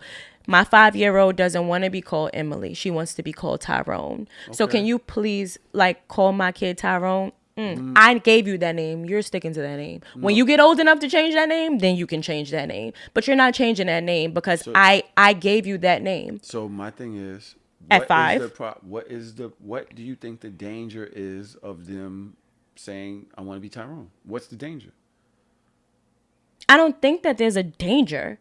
I just don't think that you're evolved enough to make that decision. And then what happens if you did? If they did, what happens? So I understand if, God forbid, sex changes were available at 5, right? And kids could make their own choice at 5. Right. You're changing your gender. You want to change your gender at 5, 6, or 7. So what happens if you want to change it back? Change it back. I think it would be harder for you in this world because we protect our kids, right? But what does changing your gender look like at 5, 6, or 7? Wearing dresses, changing your name from if you're a guy, if you're a boy. What's the harm in it, though? Huh? What's the harm in it? What does the harm do to that child? Kids are cruel. Kids are cruel, and then you have the parents who it's kind of like racism, right? Your kid doesn't know anything about race until you instill that on into them, right? They might see somebody that might be different, and then they come to you and they ask questions, right? So I'm trying to protect my kid from the harms that kids can, because kids are cruel. When you're like, they're very cruel because they don't understand the level of what their words mean or the things that they do. Most bullying happens at school. Most of those things happen at like young ages because they don't understand the detriment that they're doing to other kids. So when my kid at 5 and 6 decides that I want to do this, right? I want you to change my name and I'm this. But let's just say a kid goes into a girl's bathroom because you think that you're a girl and you pull out a penis. And then their parents have a problem with that, or they just don't understand how this kid who I call Laura, who wasn't born Laura. Isn't that why that they are educating at that level? But they still. But what we said. What we understood. Hold on, Josie. Go ahead. Mm-hmm. We originally said that we don't agree. What was said on the show, or what's been said in society, is that it's being pushed on them, or it's being shown to them at that young age. That's the reason why. Because you want the acceptance to start at young, so that you don't have to change their awareness at 15, at 20, at 25, because you now have been subjected to all of this fucking human society. You've been subjected to all of the hate, the fear, the jealousy, the envy, whatever it is. But do a lot of your choices come from you? Or do it come from what your parents instilled on you? It comes from reality. And helping you navigate. A lot of the choices that you make and a lot of the values that you have come from your parents. And then as you grow, and it comes from relationships, it comes from interactions with other people. And then you grow, and then you do make your own decisions, but a lot of those decisions is from the impressions that you got as a child. A lot of the things that you deal with as an adult is from childhood. So regardless, when you are young like that, you don't understand the world the way adults understand the world. It's like your parent, your mom or your dad telling you X, Y, and Z, but you don't listen to your mom and dad. You go out and you experience it, and then you come back and you be like, damn, I fucked up because, or now I see what my parents were talking about because of the experiences. You bumped your head a couple of times. You changed up a couple of times or whatever. Gender or how you are in the world is an essential aspect of your development, right? This is just how the world is. I'm not saying that you should be something that you're not. I'm just saying that when you're young, I don't believe that you know the decisions that you're making and how impactful they are when you get older. I agree with that. I think so gender to me, you changing that, because like I said, it's like if your parent forces you, like if you be like, oh, I want to wear dresses, whatever, and your parent forces you to do that, and you decide that when you get older, you don't want to do that anymore. But people remember you wearing dresses. Kind of like you being dirty and people call you dirty. And then when you get older and you get clean, people are like, yeah, but that he was mad dirty when he was younger. So, all right, I get that. It could be detrimental for a kid to wear a dress and then have somebody pull up a picture on the Summer Jam screen like Jay-Z That's did just the aspect. Prodigy, right? But it could also be equally detrimental to not let that kid be themselves. At 5 years old, my daughter was picking out her own clothes and dressing herself. I never restricted her. I wanted her to be herself. Like, if she picked out boys' clothes, I'd be like, oh, who am I to be like, nah, don't pick out what you like. I know you like that. You're not supposed to like that. What kind of detriment is that doing I to would her? never tell my kid that you're not supposed to like that. I'm saying, But I'm going to navigate. But you're saying... I'm saying that at the end of the day, my responsibility is to protect my kid. And at such a young age, they don't understand. That's why they need the navigation. Maybe they do understand, and maybe you don't understand. Maybe. So... I like that way Maybe. that ended. I think that's a good way to end. This is going on far long enough, and it's something that's probably going to be an age-old argument. I will say that we need to understand that we don't all have the answers. Absolutely. And hard conversations difficult conversations need to be had. And patience is something that we've been able to display in this room. I think that it should be commended. I understand that other people, when you live a certain life that has been marginalized and you feel like you don't have voices that speak for you,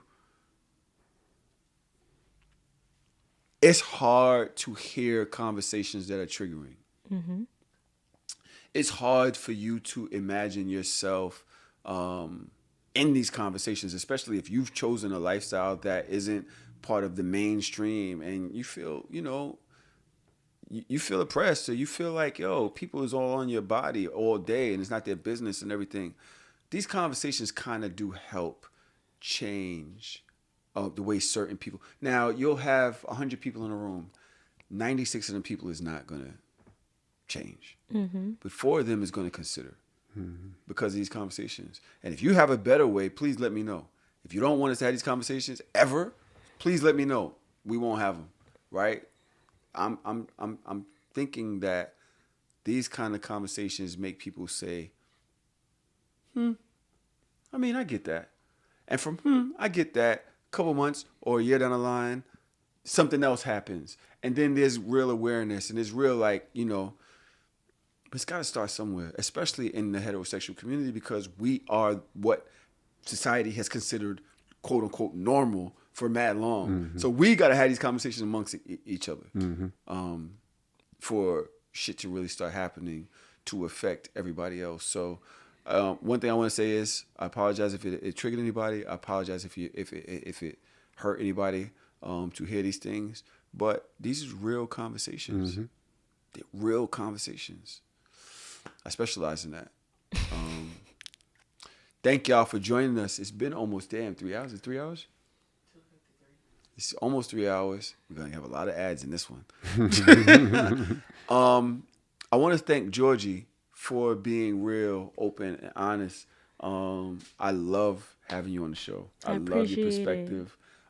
Kitchen Talk podcast is one where she actually asks the questions and she performs the way she did that. When we was on her, I was on her show maybe 5 months ago, something like that. Great conversation, man. We went in. You know what I'm saying? We did. I think that was the first time we met, and we sat down and we started talking before they started pressing the cameras, and they just put the cameras on. We just kept talking. Mm-hmm. So please go check out Kitchen Talk podcast. She's also on a podcast with Mano. That's the Kitchen Talk podcast. My show is Just Kicking. Just Kicking it. Mm-hmm. Kitchen Talk is the podcast with Mano. Okay, so shout out to Mano. You said some wild shit. My nigga, I love you, but different. And he stands on what he said. I mean? Listen, hey, I ain't got nothing to do with that. Don't come running down here. Where that nigga at? Do me like that, bro. I'm out here skating. All right, Trom, thank you. Dodge, we love you. Parker, yes. We love you. Gonna fuck you. So shameless. Oh man, that's what's up.